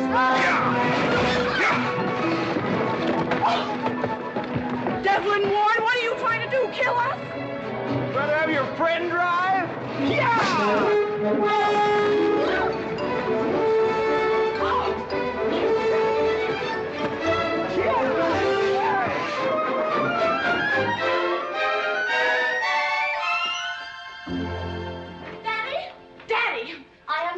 Humiliated my entire life.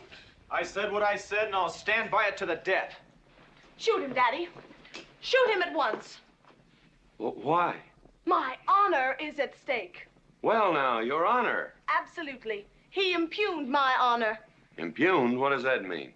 Slander. He slandered my honor. He did? I said what I said, and I'll stand by it to the death. He admits it, see? Shoot him. Well, what is he admitting to? Why, he called me a... I won't even repeat the word. I didn't necessarily call you anything, but I said what I said, and I'll stand by it to the death. Well, just for the tally books, what did you say? I said that any girl who would permit a man to kiss her before they're formally engaged is a trollop. He said it again. Shoot him. Now, hold on. No, don't hold on. If you're my father, if you love me, you'll shoot him. Well, I'm your father, and I sure love you. So... Oh, you shot him. You really shot him. Hey! He dies. If he dies, he'll be the first man ever killed with a blank cartridge. We use this to start the races on the 4th. Hey! I'm on fire! Oh, you poor dear. Poor dear? You'd have had me shot in cold blood. But it didn't happen. Yelling I insulted you and all. What you need is a good spanking. Dev! Daddy! Leave me out of this. I think I'll give you what you deserve. You wouldn't dare! Oh, wouldn't I? You'll think next time before you have someone shot. And this kicking and yelling isn't gonna help you. Don't you! Oh, Daddy! Wait a minute! Daddy! Oh, Daddy! Help me! Don't! Daddy, boy, I hate you! Mommy! Mommy! Oh, G.W., was that a shot?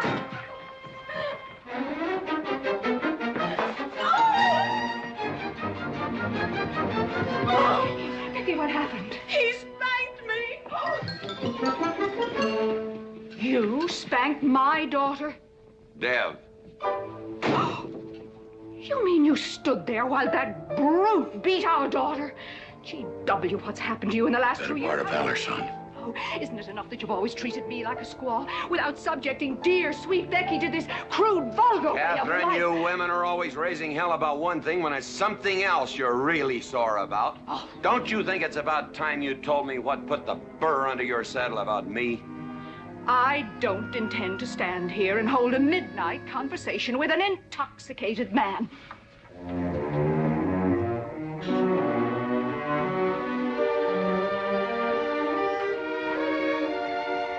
And I am not intoxicated.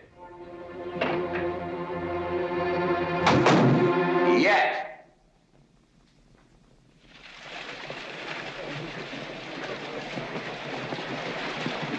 Hello, Governor! Hello, Governor!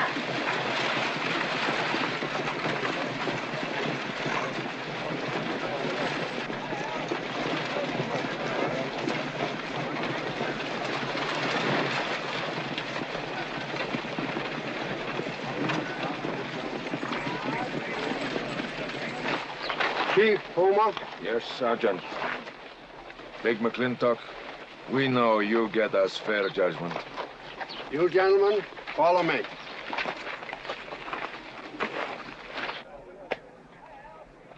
Well, Jake? G.W.?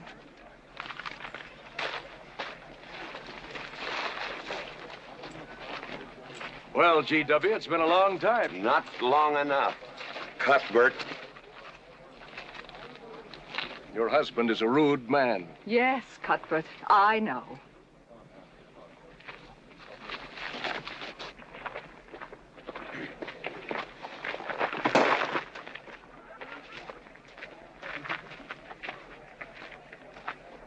Well, you want the Indians, Mr. McClintock? Mr. McClintock is not running this hearing. Sergeant, seat those Indians. Yes. Gentlemen, be seated. You know, the whole tribe here want to come into town. Proceed, Lieutenant. This hearing is now in session. Governor Cuthbert Humphreys presiding. Good luck, Daddy. Afraid it's a packed court. Government Edict number 826. Has ordered that the Comanche Nation be transferred from their present reservation to Fort Sill. It is the government's claim, as filed by Indian Agent Agard, that these chiefs, after being released from prison by a kindly government, did then rouse and incite defiance among the tribe against said order. It seems, gentlemen, that although some of these chiefs speak English, Chief Puma is quite at home in our language, they have chosen Mr. McClintock to be their spokesman. I speak for the Comanche, or rather I offer this translation. Proceed, Mr. McClintock.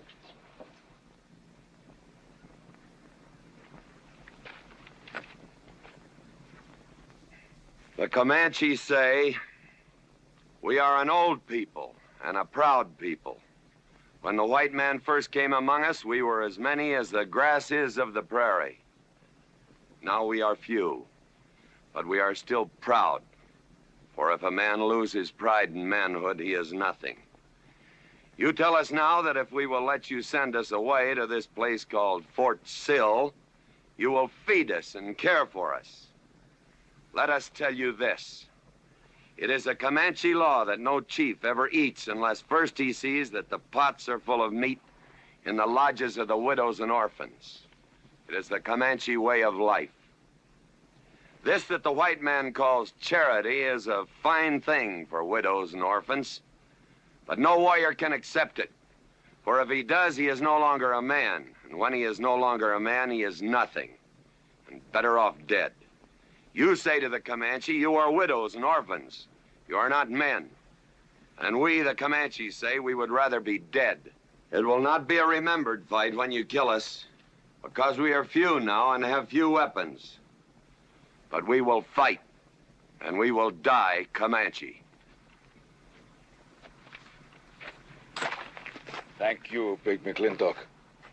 Am I to gather that Comanche defy the government of the United States? Yes, you may gather that the Comanche defy the United States government, or at least this commission. Gentlemen.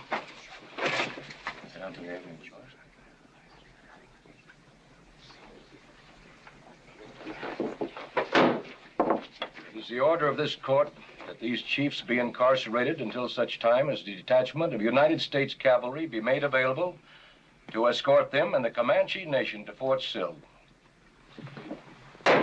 This court is adjourned. Oh, McClintock! You are important chief amongst these white people. Sway them. Have them give us few guns to make the fight worthwhile. Let us have one last remembered fight for end of Comanche. I almost wish I could arrange that, Puma. Ahalani cha. Ahalani cha. Sergeant? Yes. Good God. Carry on. Gentlemen.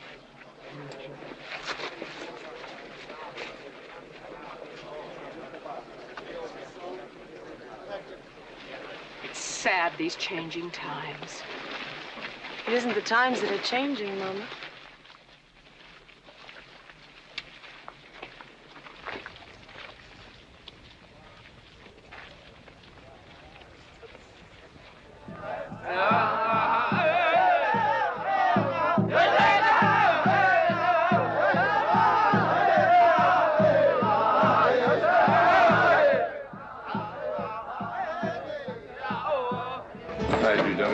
Hello, Lem.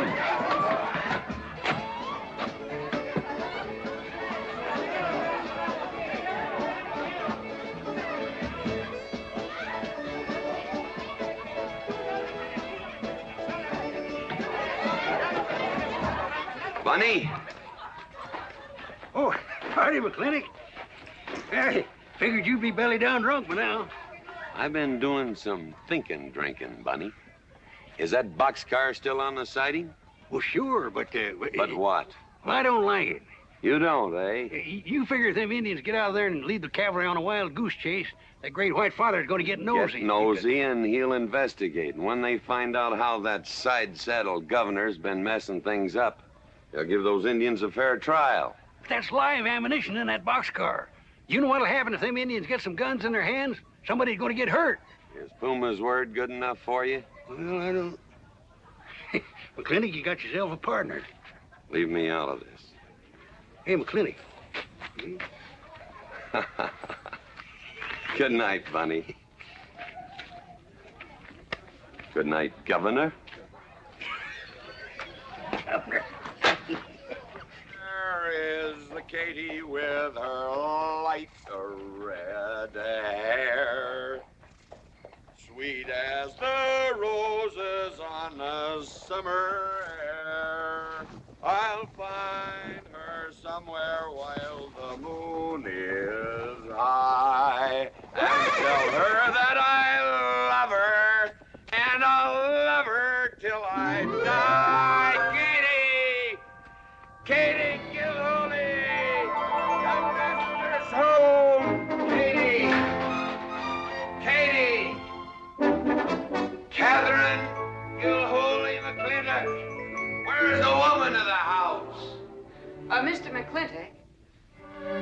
Oh, there you are. Mrs. Warren. Oh, good evening. I waited up for you, Mr. McClintock. Oh, how nice. I want to talk to you about something. Delighted. 309 times straight. I beg your pardon? 309 times straight without a miss. Gotta be a record. I suppose so. Now, Mr. McClintock, what I wanted to 2 say... pound Stetson, 6-inch brim, 53 feet in the air. It's gotta be a record. I'm sure it is, but the reason I waited up... Dagnammit, woman, can't you hold that glass still? Of course, sir. Now, down the hatch to my world's record. Down the hatch. Yes, sir.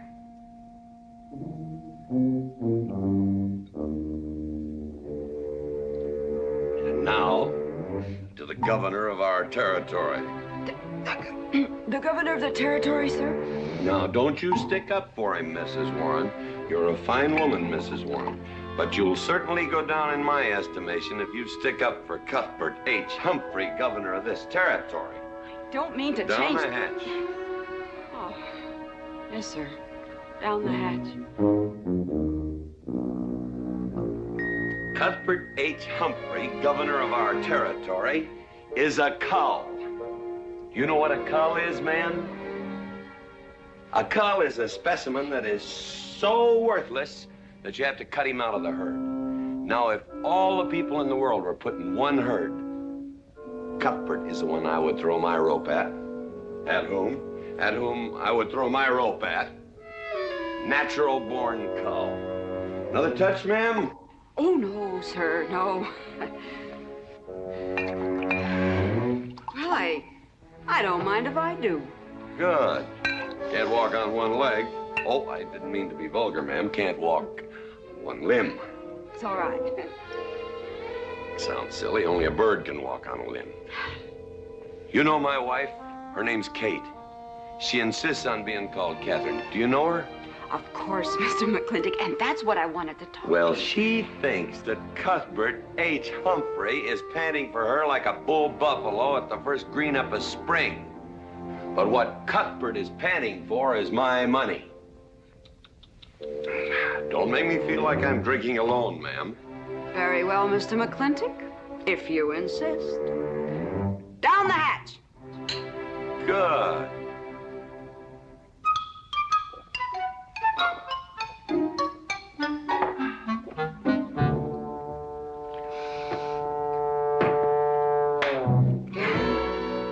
Mr. McClintock, I have something very important to say to you. Very important. You'll have to wait till the morning. Toodle. Oh, it's all right. It's all right. Betty, bye-bye.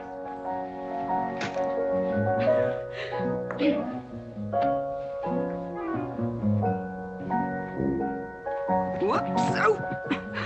Mrs. Warren, let me assist you. Very kind.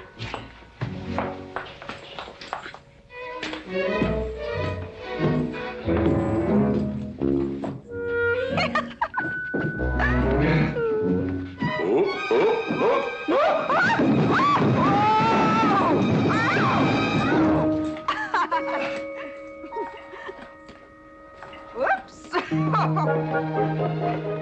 What's going on here? Now, Catherine, are you going to believe what you see or what I tell you?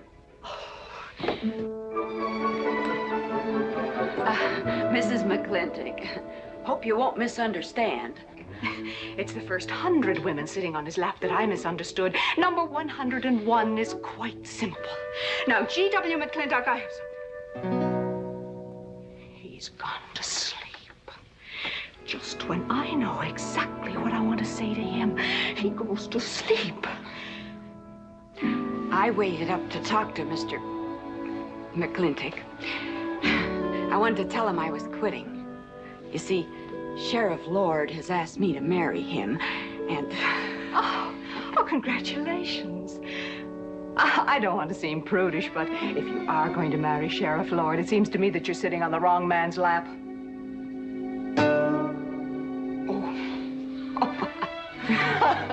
Come on, I'll help you upstairs and we'll have a long talk about men in general.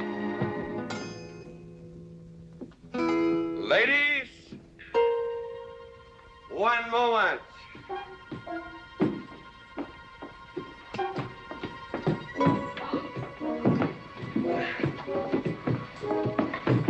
Oh! Watch out, you'll get us all killed! Oh!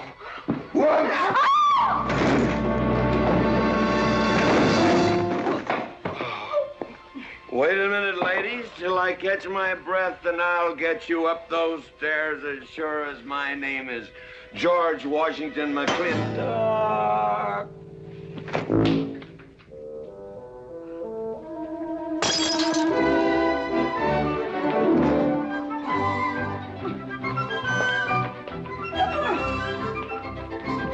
You may be quitting, Mrs. Wallace. Mrs. Ward. But not tomorrow. I want my breakfast in bed. I want to... I know, toast, lightly brown. Somebody sure put a knob on my skull. It's Katie. I'm speaking. Katie, why? There Mrs. Warren was there. Oh. And there you was there. Oh. And there that whiskey bottle was there. Oh. And Katie's temper being what Katie's temper is, well, there you are. Drago, old friend. Huh?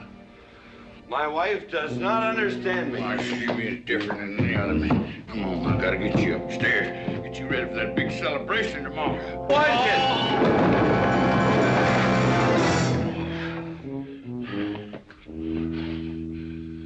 Drago, I am sleeping in the den.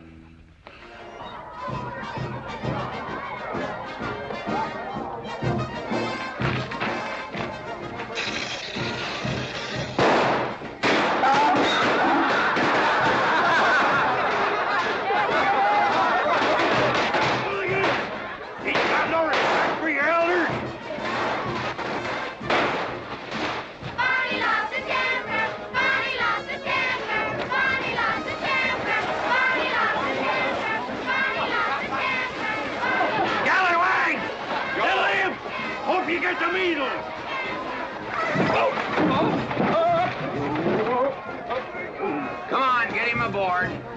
Is everybody ready? Man in number 5 needs a flank cinch. Get him one. Let us know when you're ready. Ladies and gentlemen, it is my honor to present to you the governor of our territory, Cuthbert H. Humphreys. Thank you, Mayor. My friends and citizens of this great territory, this is the 9th consecutive year It has been my privilege and my pleasure to inaugurate the McClintock 4th of July celebration. Now, the first event will be the wild horse race. But before I fire this shot to start the event, I would like to say a few modest words regarding my stewardship of this great territory.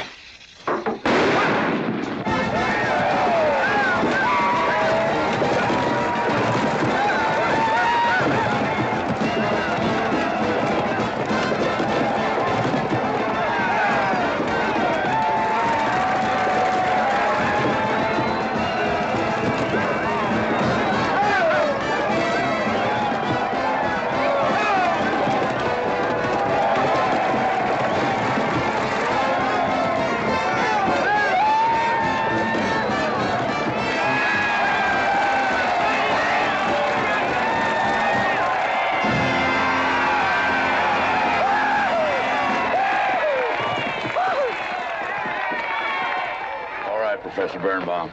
Gentlemen. Sheriff, here's your horse. Come on, get them all lined up. Come here, King. Now, boys, you all know the rules. It's twice around the inside, once around the outside. First cowboy that hits that finish line without busting that egg is the winner. And I caution you boys about some of them eggs, because some of them eggs are last year's holdovers. All right, mount up.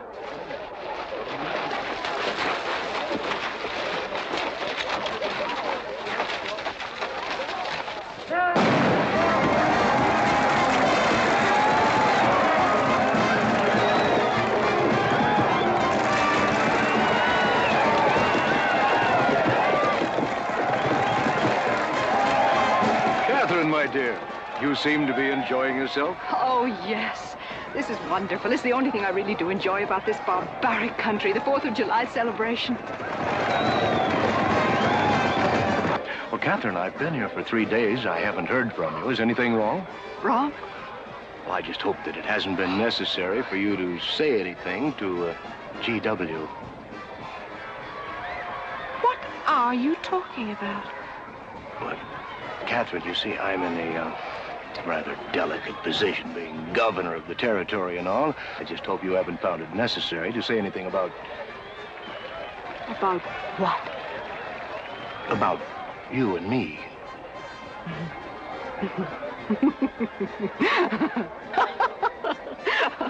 Why, you pompous windbag. Do you think that you're the only man who's ever tried to play patty fingers with me, who's ever tried to lure me into the moonlight? Well, no, but I... Well, I'm a big girl and I can take care of myself. My husband knows it.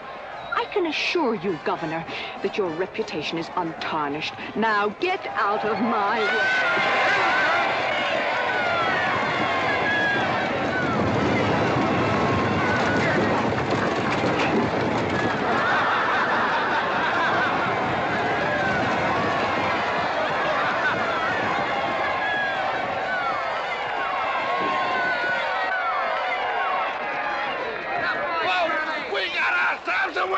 Curly Fletcher! Mazel tov, Curly! Give me the egg. Disqualified. Here you go, Curly.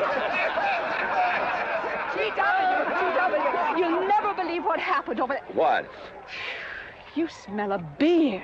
Well, naturally, I'm drinking beer. Ladies and gentlemen, the next event will be a contest between the two bronco-busting champions of our territory. Remember the year I rode in that event? Wore your garters to hold up my sleeves? We had a bet, and I won it.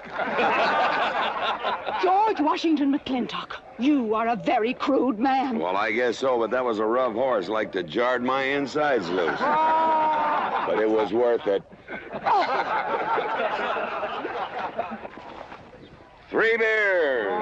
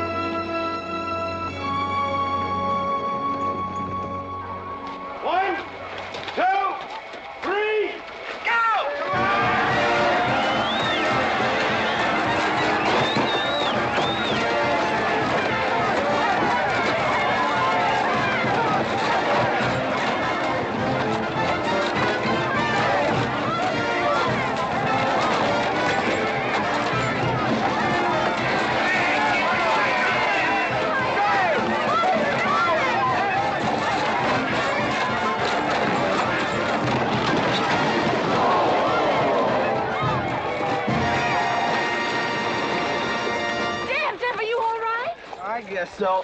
Nothing busted but my pride. Well, that ought to even things up, farmer.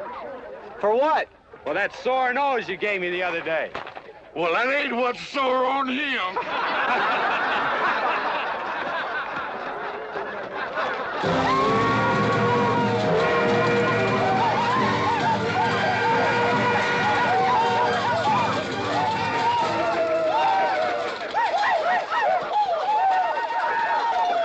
The closing event is the cow pony race. The finish line is at the barbecue. So start meandering. Come on.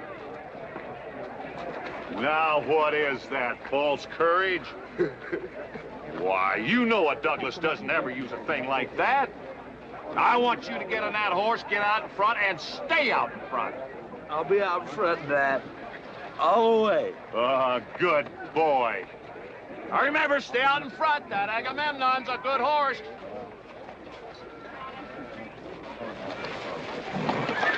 Oh, Agamemnon.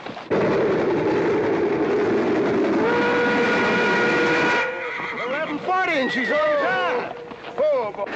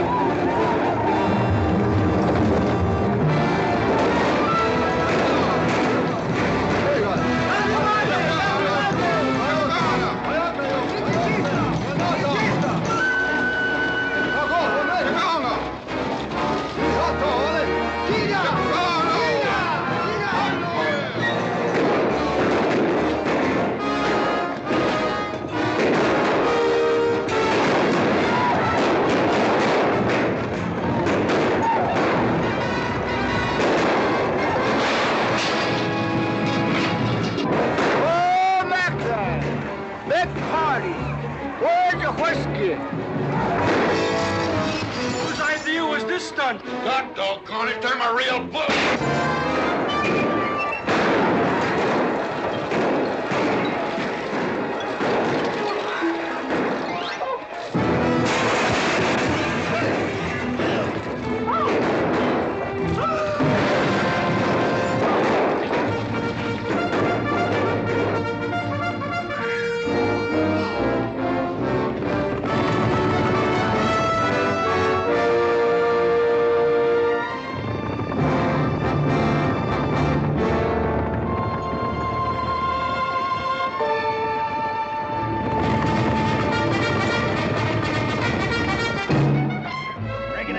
Excitement you'd want for one 4th of July, eh? Puma finally got his way, but I reckon he's riding out his last war party.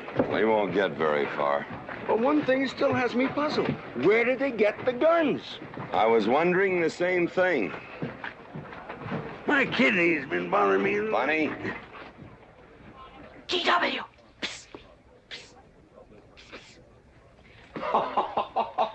What an idiotic joke. Joke? Do you think that was a joke? Oh, shut up. Do you want everybody in town to see me? You look good in feathers. Oh. Deb, I think they've gone. Yeah. What are you going to do about it? What can I do? Nothing. Just like you've always done.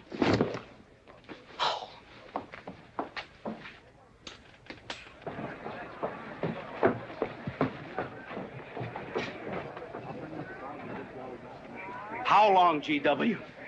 How long what? Cat, she's been riding herd on you for 2 years now. I'm a peaceable man. But my father used to say, you raise your voice, it doesn't do any good. It's time to raise your hand. Well, I've been planning to do something about it. I'll have another talk with her. Talk to her? Talk to her? Talking won't do any good. Becky, have you seen your... What's been happening around here? You've got hay all over you. Been some mighty sneaky goings-on here during that raid, Mr. McClintock. Who was it said only a trollop would kiss a man before they were formally engaged? Oh, but we are engaged, sir. You are? That is, with your permission. Well, you've got it. Oh, Mrs. Warren? I think it's wonderful.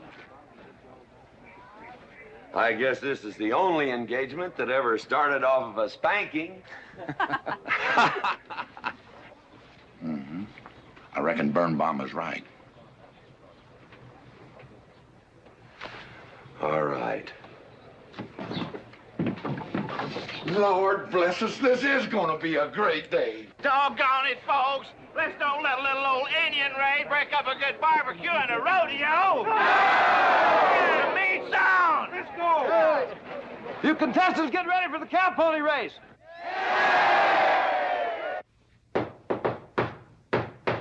Who is it? It's me. Let me in. Not now. Are you insane? I want to talk to you. It'll have to wait. I've taken all I'm going to take from you. You are insane. You are going to tell me why you packed up, picked up, and walked out on me. 2 years ago, you remember, you came home from Denver with lipstick all over your clothes.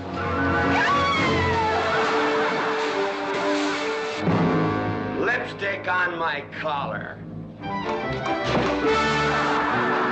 I've got the shirt to prove it. Who cares? Why, you big...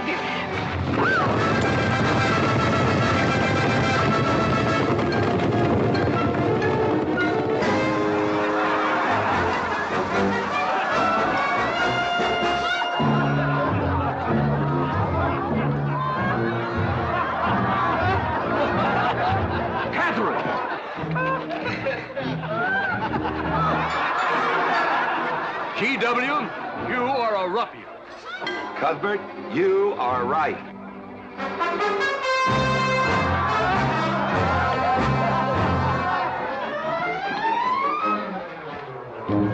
Well, what kind of a family is that? The best. And dangerous, son. Who won the race? Who cares, Neymar? History's being made.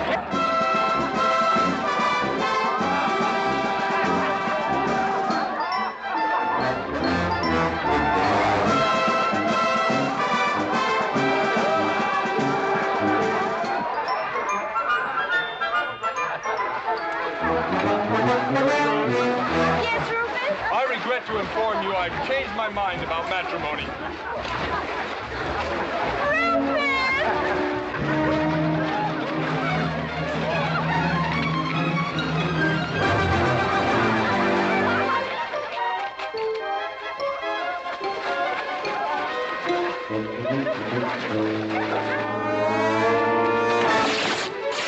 Hey, Mrs. McClintock!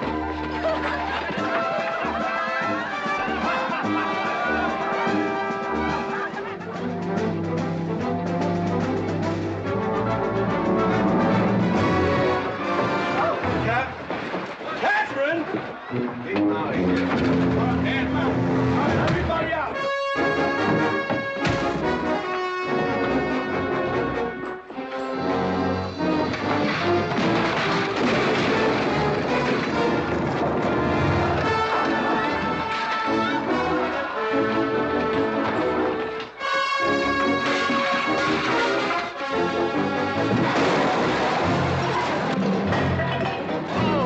Looks like GW is buying out the whole store. I'm afraid you're right.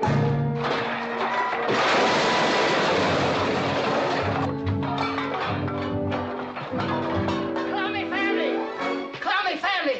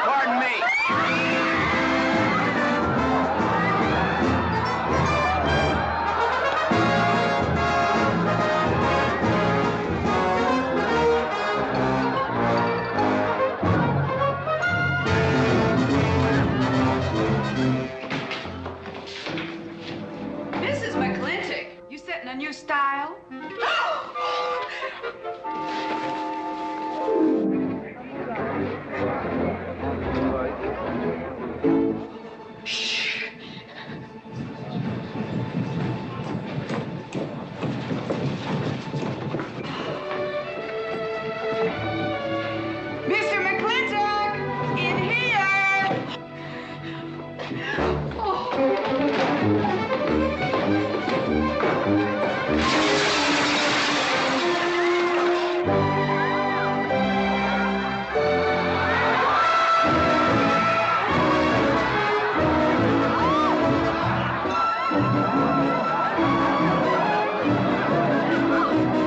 I ever get through this humiliation, you'll rue the day you ever met me. Oh, belly aching, fight all you want. It won't do you any good. You've been digging those burrs into me for 2 years. Now you're gonna get your comeuppance.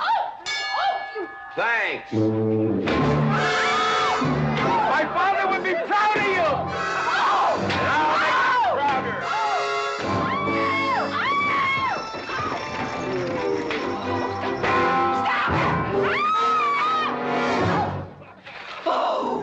Keep it. You may need it.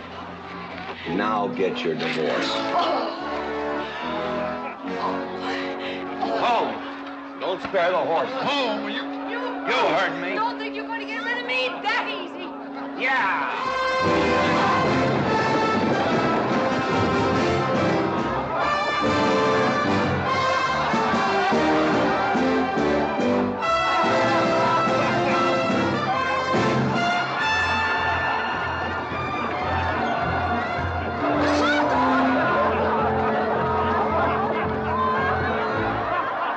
No more living in the capital? No.